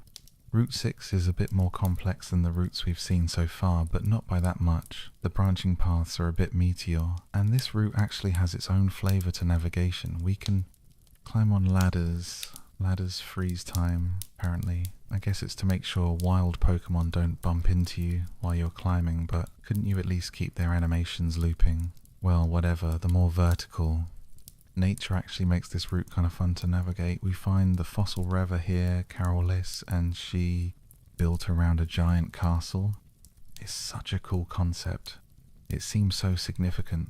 There's even a huge mansion here that we can't enter. Odor level foreshadowing. It even has a place called the Vault, dedicated to Galar's history. And you know what the Vault is? A single room with 4 tapestries. And the only new thing it tells us is that there were 2 heroes on the darkest day instead of 1. I know I'm going a bit out of order here, but it would have been so great if this city actually told us more about the region, pass under the guise of not waking the Silicobra up. I love how they're just being little bastards, but at the same time we've only come across them in pars, and they've only ever been kind of annoying each time. Well, it's no wonder they're connected to Marn. They don't have much of a presence either. Oh, Hop's back, and this right here is when Hop's arc starts to get really good. Now it does stem from us, the player being terrible and not letting him fight Team Yell with us, which is easy regardless. So after the battle though, planet, which Ruse shows us a diagram of. For some reason, oh god damn it, Corporate Memphis, go away. We bump into Leon, and apparently Hop wasn't doing too well. He apologized as he ran past, but at least he's not dead. But for now, Leon has to meet with the chairman for something important. How mysterious. I wonder if they'll actually get seafood on the way out. We meet Ron, the best gym leader, do that whole vault thing I mentioned, and we're on to Route 6. Or we would be, because Team Yell isn't letting Jim challenges, even if it wouldn't be connected to the main plot. But as it is now, Sonia and I learn a single new nugget of info about the legend, and that's it. I guess that's not really a problem with Hammerlock as much as it is with Sword and Shield story. Don't get me wrong, for the most part I think the gym challenge stuff is pretty good. Nothing special, but fine for what it is. And the B story, where the player and Sonia try to piece together a legend that's been lost to time, is cool and concept, but change the music. And no, this has nothing to do with the audio still not getting captured. I fix it after Search Esther, I promise. But yeah, this emotional moment, as short as it may be, just plays the standard root music that's not even a problem with just this cutscene. Anyone that doesn't have Sonia and her theme in it has a 90% chance to just use the area's music. Well, the sad moment doesn't last long regardless, because Hop runs off and we encounter the queen herself. Her name is Opal. She gives us her league card. He starts talking to us about what Bede said, telling him that all of his losses are dragging his brother down, and that's why he apologized. Eyes, this is only like 6 or 7 text boxes, but you really feel for him. We know the passion Hop has for battling. We know he's been pushing himself to get to Lon's level. and he cares about his brother so much that the mere thought of him dragging Lon down is enough to make him doubt himself. Now you know what would make this moment a bit better if they bothered to... It's not executed very well. The majority of these conversations with Sonia go almost the exact same way, just recapping what we already know and adding an extra sentence like. But according to this, the two heroes really enjoyed the occasional tiramisu. Oh yeah, Hammerlock is a straight line we finally overhear. What B's been doing for the chairman. Gathering wishing stars. And apparently these wishing stars are important for the future of the Galar region. See what a stand-up guy, we make our way into the stadium. Just kind of, because this place doubles as an energy area, even has its own currency in watts that you get from checking max raid dens. You can exchange them with these traders around the place to get things like TMS, different Pokeballs witching pieces that let you retry raids instantly. Like, it's obvious this place is its own beast. It has an economy, but still, it's weird how little presence it has overall. I imagine it might be maybe a bit better if it acted like a hub, almost Lumio City style though, in all fairness. Great Britain doesn't look like this, so that might not have worked great. Although it's also worth noting that in leaked betas of the game, the wild area had a completely different design and looked to be way bigger. Not only that, but there were also buildings. Beyond just the daycare, it's pretty evident that they wanted to do more with the wild area but couldn't, and that does suck knowing that the final product is quite literally an incomplete vision. Right before we enter Hammerlock, we see Beat again. You know, I don't think that Battle was a Pokemon one.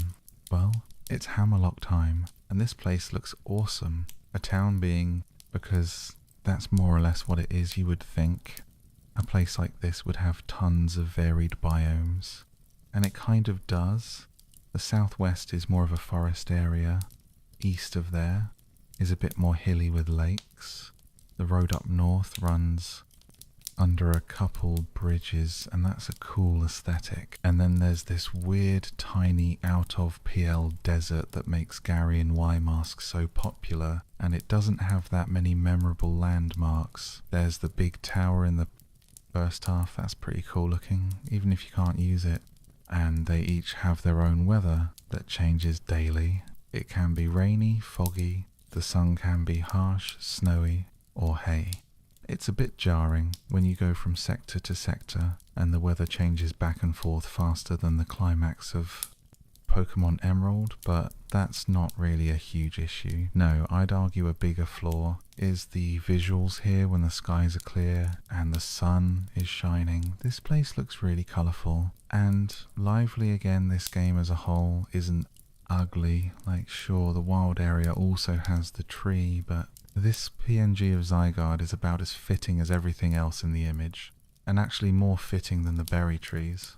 Why are these in a completely different art style? The rest of the game just doesn't have this problem thanks to the fixed camera hiding most of the imperfections. And also by simple virtue of not trying to be a massive open plane, they actually have details, but that's not even the worst of it. No, I'd argue the biggest graphical flaw here is the pop-in. I'm not going to linger on this too much because honestly it's... So if you don't want to go through the process of showing your pet affection, you can just catch those. Instead, the Pokédex has a feature in this game where you're sort of recommended Pokemon to catch, and it's really fun to look at what you need and try to track it down in this huge area. It really feels like a collectathon of sorts, and I don't think any other Pokemon game aside from Legends really captures the vibe. Like this one, there's even a time trial minigame called the RM Rally, and I assure you it exists. But among all this, do you know what the weirdest part of the wild area is? This huge place. The defining feature of the Galar region is only visited twice throughout the whole story, plus a third time as DLC. Yeah, not even 4 badges in, and we're already done here. Okay, now wait, that's not exactly a fair assessment. Of course, you can come back here and go to a couple new nooks and crannies with the water bike. And obviously when you level up more and get more badges, you'll be able to battle different Pokemon in the wild. Don't look at it, I don't know, but when the weather is bad, which is 90% of the time, everything looks so drab and sure. Bad weather doesn't look that great in real life either, but what real life does have is better Texture's that damn tree is only the tip of the iceberg. Lots of the terrain is very noticeably super low resolution, and that's made worse by everything else being different resolutions, like right here with a lack of shadows and the way the ground looks. This could pass off as a poorly made fake leak. Like, wild area isn't perfect, but it does do one thing exceptionally well, and that is it makes the Pokédex really fun to complete. Granted, I didn't do it this playthrough, but I did almost 5 years ago now, and I really enjoyed the process. But what makes the wild area so fun for completing the decks? Well, the shiny charm at the finish line is the perfect motivation for one. Depending on a sector's weather, the Pokémon there are usually completely different. Plus, there's plenty of static encounters, with stronger, usually fully evolved Pokémon scattered all around the place. Anymore without buying the double pack. Oh, what an incentive. There's a daycare in case the one on Route 5 just wasn't enough. Like, no joke, they're the exact same, but I guess this one's a bit easier to use because you can just ride in circles in front of it. I guess there's the Lake of Outrage, which is a cool reference, and it has some rocks too though. There is something that makes up for the lack of biomes, kind of, and that's the weather system. The entire wild area has 17 sectors, I guess I'll call them. Self-explanatory. The NPCs, Pokemon, and even some overworld objects tend to pop in net of reality, for no reason, like it can't be for performance. Because number one, this system runs Tear of the Kingdom Get Real, but number two, way back at the very beginning of the game, the crowd that surrounds Leon is visible all the way from Hop's house. They can render things from a distance, but only sometimes, and applying this to the wild area, it doesn't really feel like much of a wild area when the Pokemon living there aren't really part of the world. You could really ignore most of the region design, especially with Parla. It's way easier to just climb over everything rather than actually exploring the caves, but with Sword and Shield's more limited movement, it makes every part of the wild area feel more important. If you want to go down, you have to find a slope to get you there, even if most of it is a flat plain with almost nothing to explore, borrowing the occasional item off to the side. But it's fine. The thing is, the wild area just kind of feels like one big route. One man, my self-worth is already in the toilet, so feel free, but leave Hop alone. He even goes out of his way to insult Hop's brother in the way he throws his Pokeballs. And if we've been paying attention, we'll notice that Hop's been practicing that from time to time. He jumps to Leon's defense immediately, and the two of them run off to have a battle somewhere. They're nowhere around here at least. I'm sure he'll be fine, but now the entire wild area is at our fingertips. Almost there's a couple islands we can't get to, of how quickly it's been going from the start of our journey in Postwick to our first badge in Turfield. A lot happened.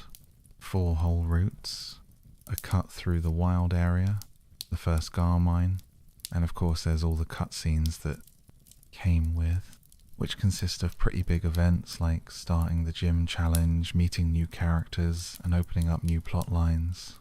But from Milo to now, it's been backtack badges, route gym, cave GI, though I'm sure things will pick up soon.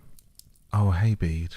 And as he does, Bede starts insulting us and the Corvite you cared for and trained throughout your journey. Yeah, no, that can't G-Max. And that's not to mention how for a little while after the game released, G-Max Pokemon were banned from online ranked battles. Plus there's a bunch of little oddities. Flapple and Appleton's G-Max forms look the exact same. The starters and even Bulbasaur and Squirtle didn't get their G-Max forms until the DLC, but Charizard had it day one. G-Max Toxicity was exclusive to raid events for a bit, even though it appeared on the Geoglyph and Turfield. It really seems like they had a in it. And there's Hop again. Hello, he's still doubting himself, so he tries changing up his strategy a bit. Hop's team this time is completely different from everything he had before. Barring the starter he got from Lion, he used to have a Corva, Squire and Wooloo, but he swapped them out for new Pokémon.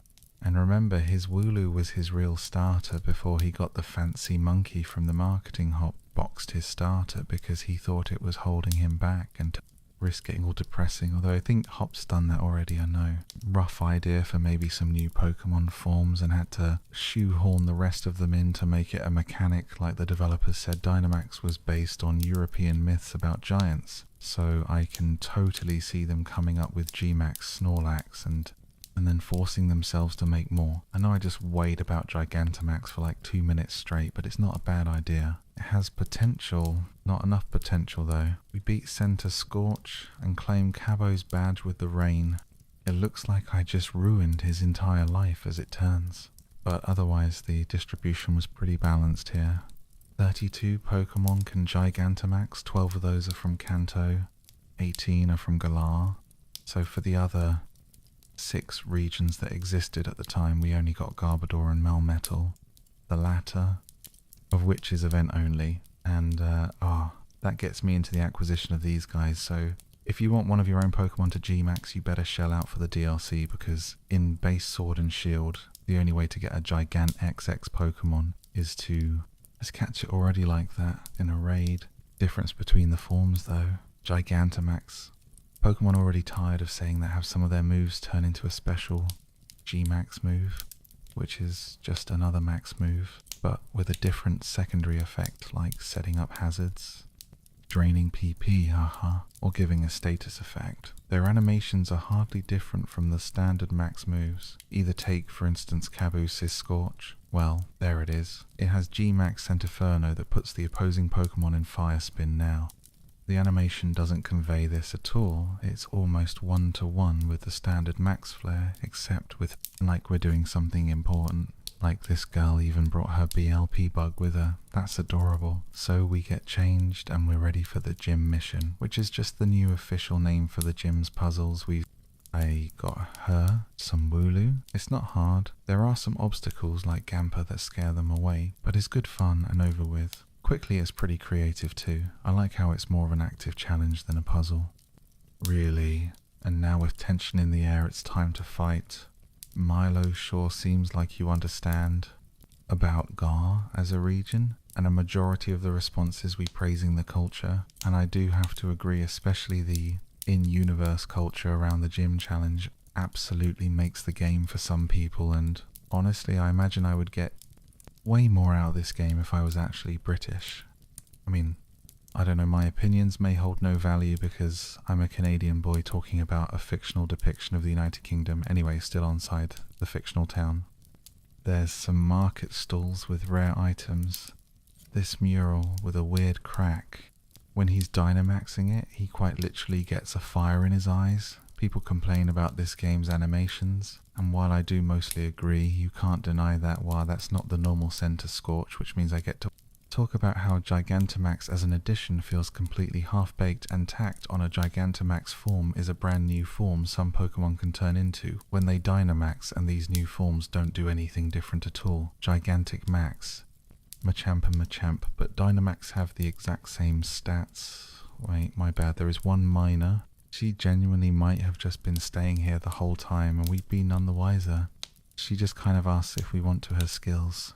We agree and we fight compared to Hop and Bead. It's really hard to get any sort of grasp on her character. She usually just acts aloof but has the occasional show of emotion. Like when we agree to battle her. You know what though, her league card actually elaborates on that a little bit, seeing how she really doesn't tend to emote much, okay, and it also expands on her connection, are a mechanic that exists at your PC. You set your Pokemon off on little quests for a couple of hours to level up, get items and EVS. The best comparison would probably be the Merc missions from Xenoblade 2 requiring certain types of Pokemon for certain jobs or more. Topically, it's kind of like the Poképello, in a way. Honestly, the most interesting part of it's all the unique companies your Pokemon can work for. It's genuinely some really neat world building. I'll send Nar to the Chamber of Commerce, help out the community. Oh, and before we storyline how it revolves around the passage of time, like right now it's night time because we're going back to a hotel, and because of that the daylight cycle just doesn't exist in the main story outside of the wild area. Anyway, it starts to work normally in the post game, which is a funny concept. Oh, congratulations, you unlock the passage of time. This isn't really a flaw of the game, and considering the story they're telling, times like this do help with the flow. But once you notice, you will not unnoticed. Pop also mentions poke jobs, which come back, or wow, I'm losing but sword and shield, and later Scarlet and Violet actually expanded on this. If you get a super effective hit, some characters might comment on how you mastered tip matchup. If you get a critical, they'll call you lucky and maybe even get frustrated with you. And the same thing goes in reverse too, where if they get a super effective hit or a crit, they start bragging about their own skills. There's even lines when they use specific moves, adding that little tiny extra impact to them now. I can see this getting annoying. Cutting corners. You're not finding anything. Well, we bump into team, yell, beat them alongside hot walk. For I kid you not, 8 seconds, not counting a trainer battle, we find Carbo fighting those same grunts. He was training his fire types against the water types here, which is certainly a strategy, and he tells us to go back to the hotel to rest for his gym battle. Wow, that was certainly a dungeon that we needed the escape rope for actually going back to resting up for. Carbo's gym battle, that's kind of a weird element of this game's. Has a neat design that correlates well to these of Front to God. Actually, a lot of the standard NPCs in this game have nice, unique designs. They're all varied and they have tons of personality, even in their animation shoutouts to this guy and this route actually has a notable landmark, this Doug Trio monument. See, this is cool. This is a bit of that region history stuff, kind of like all the way back in Turfield. I just wish it was expanded upon a bit more. We make it to the next town, Stowe on the side. We get back to the hotel. We catch our final team member, a Hatana named Music, G-Dag, with a regional deck of 400 in a wild area that has a ton of Pokemon available at the same time. There's a lot of team building potential in this game, dare I say better potential than Ultra Sun and Moon and Scarlet and Violet, even though they also had 400 Pokemon in the regional decks. So remember how I said we wouldn't see Marn again until right before the 3rd badge? Well, here she is at the hotel where we first met her. Really annoying. I mentioned how you fight Hop 10 times, right? Well, in 8 of those battles, he'll make almost the exact same comment about you mastering type matchups from the tutorial with your starter to the semi-finals, and in his last battle he has dialogue after every Pokemon he sends out. It's a really cool addition that breathes a lot of life into the battles and characters, and it can be pretty cinematic at some points too, but after getting interrupted over and over in the overworld and getting interrupted in the battles too, yeah, it can be a team yell. But I'm going to save that because her league card also determines how we look at the entire Team Yell storyline, and spoilers, hiding that in an optional text wall is not a very good thing. She was actually a decent challenge, though mostly because of my weak team, and after we beat her, she says one sentence and leaves. Look, Marn fans, I get why you like her again. League card and this, but I'm sure you understand why lots of people don't, and thus we turn in for the night. As it turns out, Hops. It's lame. It's nowhere near as pretty as the first Stormine. And its whole gimmick is being filled with water. Not that go anywhere, it's just puddles. At least the blue is a nice color we bump into. Be again full of himself as ever. And surprise, surprise, we battle. You know, something really cool this game brought back from Gens 4 and 5 was in battle dialogue when important trainers like gym leaders or rivals would get down to their last Pokemon. They usually have something to say. Something along the lines of, we're going to make our anymore, and it's time to go now. Where the hell was my seafood dinner, Rose? Well, I sure hope we'll get back to that leader too. Apparently the next gym leader, Carbo, is training in Garmine number 2. Brilliant name, so we're off to there, and we're there, going straight from Halbury to the mine. Feels weird, like there should be something in between there. Well, here we are in the last cave in the game. Yeah, caves are such a staple of Pokemon, yet after this one, we won't be seeing any more until the DLC kind of... It's at least relevant with the whole Woody tour. But Howler is just there and doesn't do anything special. Don't tell me is this another X and Y scenario. But before any of that, we bump into Sharon Rose and his assistant Awana again. And he looks chill as hell. I hope we get to hang out and talk about how the apocalypse is a bad thing. Oh, and B's here too. Apparently he's working for Rose and has been for some years now. Not that Rose seems to care. He approaches us and tells us if we win. Bike, and it sure is a bike in a Pokemon game, but this time you can press B to do a speed boost, and it makes you look like a chemical hazard. This bridge here actually has a pretty cool view of the other half of the wild area and the city of Hammerlock.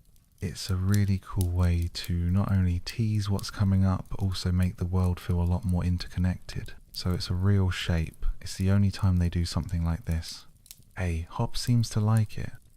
2, because he's there. For 3 turns, so you can't throw it out all willy-nilly. It also changes all your moves to max. Moves 1 for each type, and status moves turn to protect every. Max move not only has big damage, but they also have a unique secondary effect from changing the weather, adding to your Rin, or even buffing or debuffing you or your opponent. The stat changes work on both Pokemon and doubles too, so this feels like it was really made for competitive play. But they also made Zashi, and so do they really care that much? In a sense, it's the same move 6 times. You know, something I haven't talked about yet is the UI. It's very clean, almost to a fault, but that's clearly what they're going for. They wanted it to look like a sports broadcast, which is extremely obvious, and things like the ability cut in, and especially the screen transitions, and look at the spectator mode they use for worlds. Even's perfect for stuff like that. Of course, the non-battle UI also carries this style and being easy to navigate is absolutely its biggest strength. I personally prefer paint streaks and meet Ness as she gives us her league card, which I will cherish and talk more about later. And it's gym time. Oh look, that Blipbug girl's back too. This gym's challenge is a pretty standard switch puzzle. We hit the red, blue or yellow switches to turn the water on her off. Damn Gen 1 pan ring. Again, it's a decent challenge, I guess. And the water down below looks really damn refreshing. It's Nessa time. Your mind as a Pokemon trainer must be quite refined. It's so refined, in fact, that I beat her whole team by using, we'll have a celebration for him to get to know me better. Yes, we are hanging out though. It is worth noting that he recognized us right off the bat but didn't remember Bead. That's a surprise tool that'll help us later. You know, I actually found my first ever full odd shiny at these docks. I wonder if I did. We reel it in so hard, we flew back to Route 5. The gym leaders is not at their gym, which seems to be a pattern with water type users, but she's not far. We head to the lighthouse. Already got the fire badge. He might have gotten up early, but considering how fast he did Milo, I wouldn't be surprised if he speed ran, which was a bad idea on his part because this gym mission is actually fantastic. It's super unique. You have to get 5 points by either catching or knocking out Pokemon in the grass. In the building this seems inhumane, but the catch is you're not the only trainer battling the wild Pokemon. Some gym trainers join you in battle, either trying to steal your kill or actively screwing you over by hitting you. I want to go out of my way to say Gaur's new set is fantastic. One of the best regional birds, one of the best regional bugs, probably the best tower host Pokemon, the worst rodent. They're all just so creative and unique special. Shout UPS to Ops and Cursula failings, Frost, Moth, and especially Toxicity spoilers. I get one, and the vast majority of them have really strong thematic ties to the UK, like PTY Gist. It's PTY Gist Rumor Regis is based on a runstone, which is a sort of memorial to people dating all the way. He's threatening you with a battle here, just like a competitive friend would. Him and Yona would be great friends. The battle isn't hard because Remix has Nuzzle, and I really enjoy being annoying, so we win quickly. But I want to point something out real quick here. The battle background is Bridge, as you'd probably expect from a place so Bridge, but that team yelled battle from 30 seconds ago was in a field. Oh, sorry, I guess I was in the grass, so everything else follows suit. But this isn't the first time this has happened, and it won't be the last. Back when Hot battled us in Moto Stoke on a bridge, it just used the Route 3 backdrop, and yet there's a unique backdrop for specifically the battle in front of Magnolia's house. This is like the definition of a nitpick, but in all honesty it kind of takes me out of the game a little bit. They made lots of unique battle backs and they all look great. Heck, every single stadium has a brand new design, so why couldn't they just let's do it a bit more whatever. We're in Halbury now. Apart, does the game have some massive dip in quality? No way it doesn't suddenly get buggy or get unfair. It's just that we were hit with a lot of new ideas just on the way to the first badge. Not only new ideas for this individual game, but also the series at large. And while, yes, this game does still have a lot of good stuff coming up for sure, this is also the point where it kind of stops evolving. It stops being anywhere near as interesting, and that'll be really apparent as we go on. Come on. The daycare has something for us. A free Toxel, otherwise known as our 5th party member music remix. Plus, since it's level 1, we get some free EXP candies to catch it up. Oh, also, this Toxel, shiny loged for no reason, no fun. Allowed, indeed. Wah. It's Team Yell again, trying to steal a bike from a doctor. They say they're going to ride it to chase around gym challenges, and I don't know, that's just a funny mental image being Team Yell. They weren't tough, but the battle impressed this guy enough to give us the vibrant colours of sun and moon and the liveliness from the Ultra games. But this absolutely has its own thing going on, and it's accomplished pretty well. Oh hey, Oana. Don't forget about the dinner date with Rose. Trust me, I would never. Let's go, go, go. So, while we admire how neatly the napkins are folded, we re-establish that Dynamax is mysterious. We learnt that Rose is working with it too, searching for power spots, the places where Pokemon can Dynamax. We get pointed to Hammerlock to find more of Dynamax's history, which is good. It's not completely aimless, kind of like a weird, possibly unethical combination of Megas and Z moves, and even the devs see it that way, and you know, the combination makes sense considering both of them were removed from the game, despite evidence of the Mega still existing in the files. You know, I just talked for longer than the battle lasted. Milo was a pushover. We add the grass badge to our Sonic the Hedgehog ring. 7 more to go. 7 badges left. We head onward to Route 5, and this is where I think Pokemon Sword and Shield begin to fall. Someone get a rare candy of Firestone. Something we can still save this game. Route 5 is very blatantly the egg farming route. Obviously there's the daycare, but also this route is a straight line. Routes 1, 2, and 3 were pretty hallway like 2. But come on, with this. There's a little area down lower where we find actual stuff. At least it seems really tacked on. Like, obviously the route needed something. So this was the solution. There's not even a trainer or anything blocking us from above. This part's completely optional. Well, at least the game was still relevant, but from what I've seen, at least people are starting to look at it a bit more fondly. Though I don't know how competitive feels. What do I look like? Someone who knows what Intimidate is, conceptually. It's kind of boring. We go from brand new enhanced forms for some Pokemon to tons of different one-time limit breaks to just making a Pokemon big and increasing their health based on their Dynamax level, which is something that all of us forgot existed. But gameplay-wise, it does add a bit of depth. See, it only lasts a pattern on the ground at the very end. It's just weird because the animations for other signature moves in this game are fantastic, but wait, some G-Max Pokemon actually did get unique animations for their G-Max moves, but coincidentally, it's only the 7 G-Max forms locked to the DLC. Oh, and Toxicity, but that was patched in later anyway. And then there's what Pokemon actually gets to Gigantamax. Well, you know how Megas were given to Pokemon across all generations? Up to that point with just a bit of bias towards Kanto and A against Cos, and Uneva, actually, the first gym, because Milo has just 2 Pokemon, but the song actually has 4 different phases to it. There's the standard music phase. When you're at an advantage, it sounds more triumphant. Music upbeat when you're at a dis. Advantage, this one's great. It really feels like you're under pressure. And of course, the final phase when the gym leader down to their last Pokemon, the crowd starts to sing along, and the leader pulls out the applause Dynamax, and hey, this is when the game actually gives the tutorial for it, so Dynamax was never too popular, especially when Pokemon pretty well, yes, and that's why no one talks to me. These gym battles are honestly some of the biggest highlights in the entirety of Pokemon Sword and Shield. The atmosphere is sublime. The stadium's packed, roam drones fly around the owl, and sometimes we get to see our POV. Whenever a Pokemon's knocked out, the crowd goes wild in the music. Remember how in Gen 5 the music would flare up and get all intense on the leader's last Pokemon? Well, they did the same thing here, but took it even further. It's hard to appreciate in the items I get is based around Stonehenge, and that's why there's all the rocks, but there are houses back there. We're just not allowed to access them though.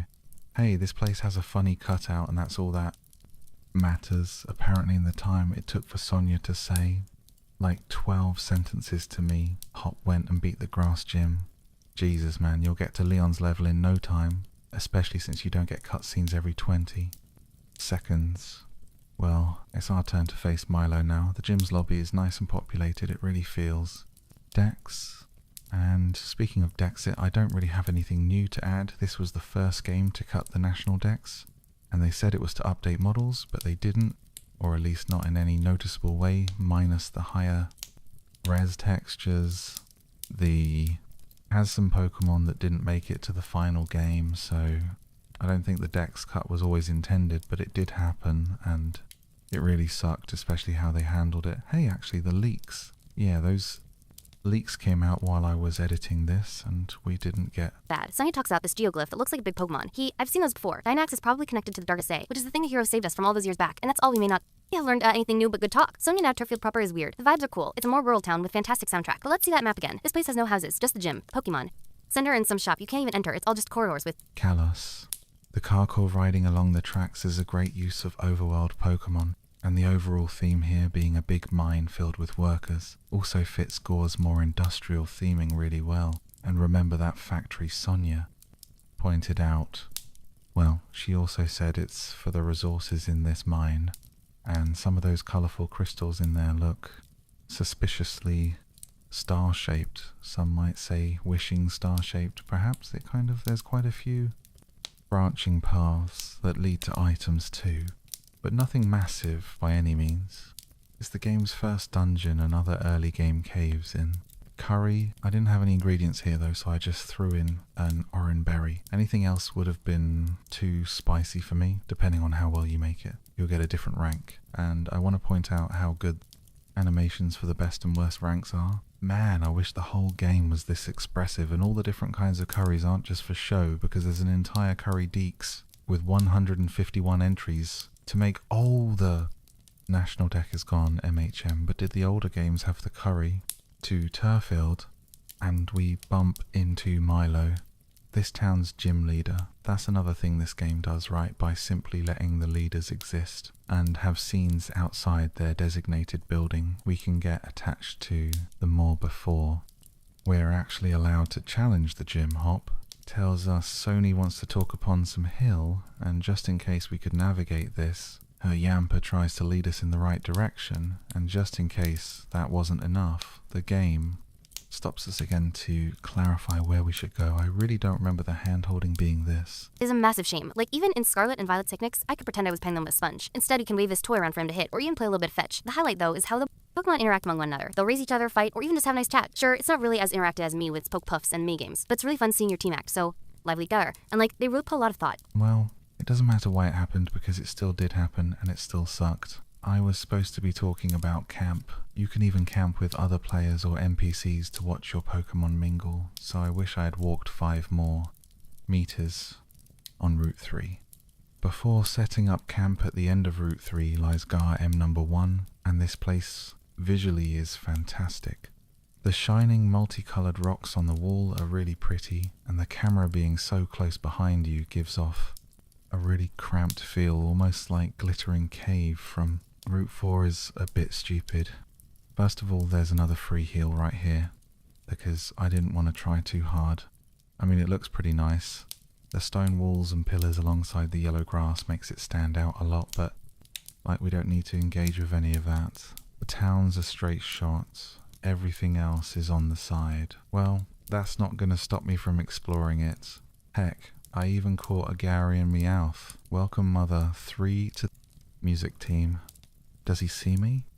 Okay, it's time to actually go. Too much about Sword and Shield, which is good because if we did, I would scrap this whole video. But we did learn about why Dex happened. Actually, apparently they made the big decision to cut Pokemon just 2 weeks before the interview happened, and it's because just a handful of models didn't port from 3 deciseconds to Switch properly. Wow, what an astronomically terrible situation they had. Like 2 more months to finish the game, so it was either crunch even more to fix those models, or just bite the bullet and make the entire fanbase angry. Into this, there's a hidden sociability stat that determines just how much a Pokemon's willing to interact with a team. And if everyone's social ability is high enough, a new wild Pokemon might ask to join your team after you. Make curry. Oh yeah. Curry, there's a little mini game where you put together a main ingredient and some berries to cook a nice curry for your Pokemon. It gives them a chunk of XP, fully heals them, and makes their happiness go up too. And there's quite a lot of ingredients, each giving you a different, very delicious looking. But however, he's a fantastic rival. Regardless, people have been very vocally growing tired of the friendly rival trope. So in response, Beat is just a massive. And it's great he's got such an inflated ego, thanks to being endorsed by Chairman Rose. And hey, there's even some more backstory that gets hinted at, so he's not super one note, but backstory tragic or not, he makes you want to defeat him. Like in the middle of battle, he'll check his watch. Be arrogant, but you see, I'm the protagonist, therefore I win, and we get to leave this cave. And she also gives us a full heal, because these games are rated E for child. No, seriously, there's a Pokemon Center 100 feet to the right, and another girl who heals your Pokemon 2 feet to the left, so why does Sonia do this anyway? We progressed a bit more, and after a few more trainer battles, Aeon evolves for real. So we decide to celebrate by setting up camp. Pokemon Camp is this game's version of Pokemon, a Mii or Pokemon refresh, where you get to play with your little guys though. You can't pet them anymore, which, back to the Viking Age. Mr. Rhyme is rather directly based on the one and only Charlie Chaplin. Grimmsnarl is a classic troll from mythology, and the list goes on. It all just adds to really strong identity as a region.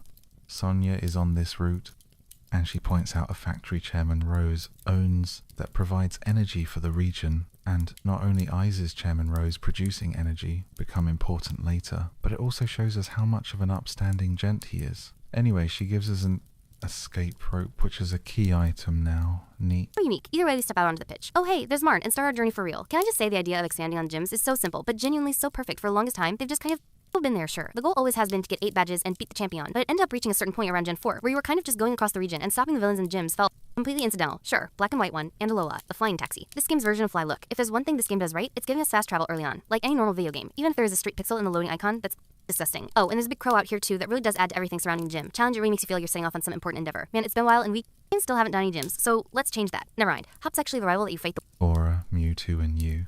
And while you couldn't catch them, they'd give good rewards, and with Zero Aura in particular, if the community banded together to beat enough of them, they'd all be rewarded with a shiny Zero Aura from Pokemon. Home, that was a really fun community thing. They should do that more though. Sadly, since Sword and Shield isn't the latest game anymore, they stopped doing them. I mean, technically there's a Ray 8 event that's going on from now, until the Sierra's shut down. And it really just serves to make some Pokemon more available than they would.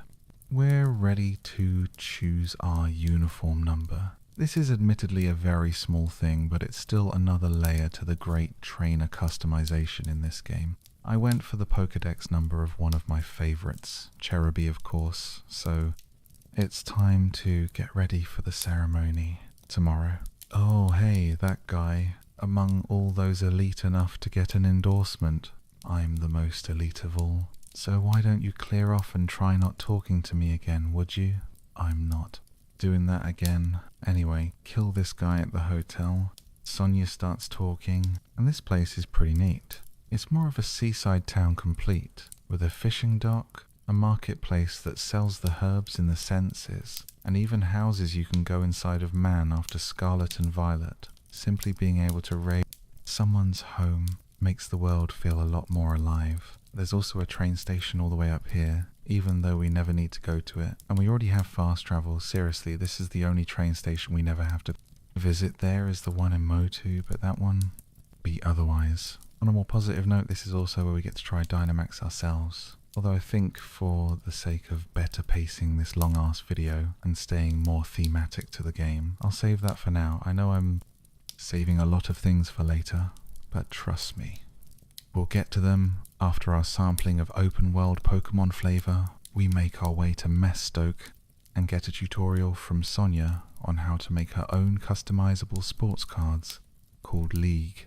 Cards, 2 Pokemon Center tutorials in one game. That's Had a bit more to it, but nothing to scale. Galar has the entire gym. Challenge is portrayed as a seasonal sport between a bunch of people. It's a lot more like how the anime showed battles, instead of just fighting some guy in a dingy Roomberg. I don't think the paint fumes are good for me. It's very thematically appropriate for Region 2, with it being based on the UK, and therefore their football culture. The ceremony wraps up. We get to meet the chairman. Rose, I'm honored, and upon stepping outside, we get access to raid. Oh, also, I caught a Noibat in the raid. Say hello to otherwise known as Screech. I would also like to mention how there used to be wild area news, which meant there would be a sort of raid event going on, and they were very different from the Scarlet and Violet raid events we get now. Instead of one big boss Pokemon, you had to take down Sword and Shields. Were usually just fun themes with certain Pokemon being in the spotlight. Some with increased shiny odds too, though a couple times.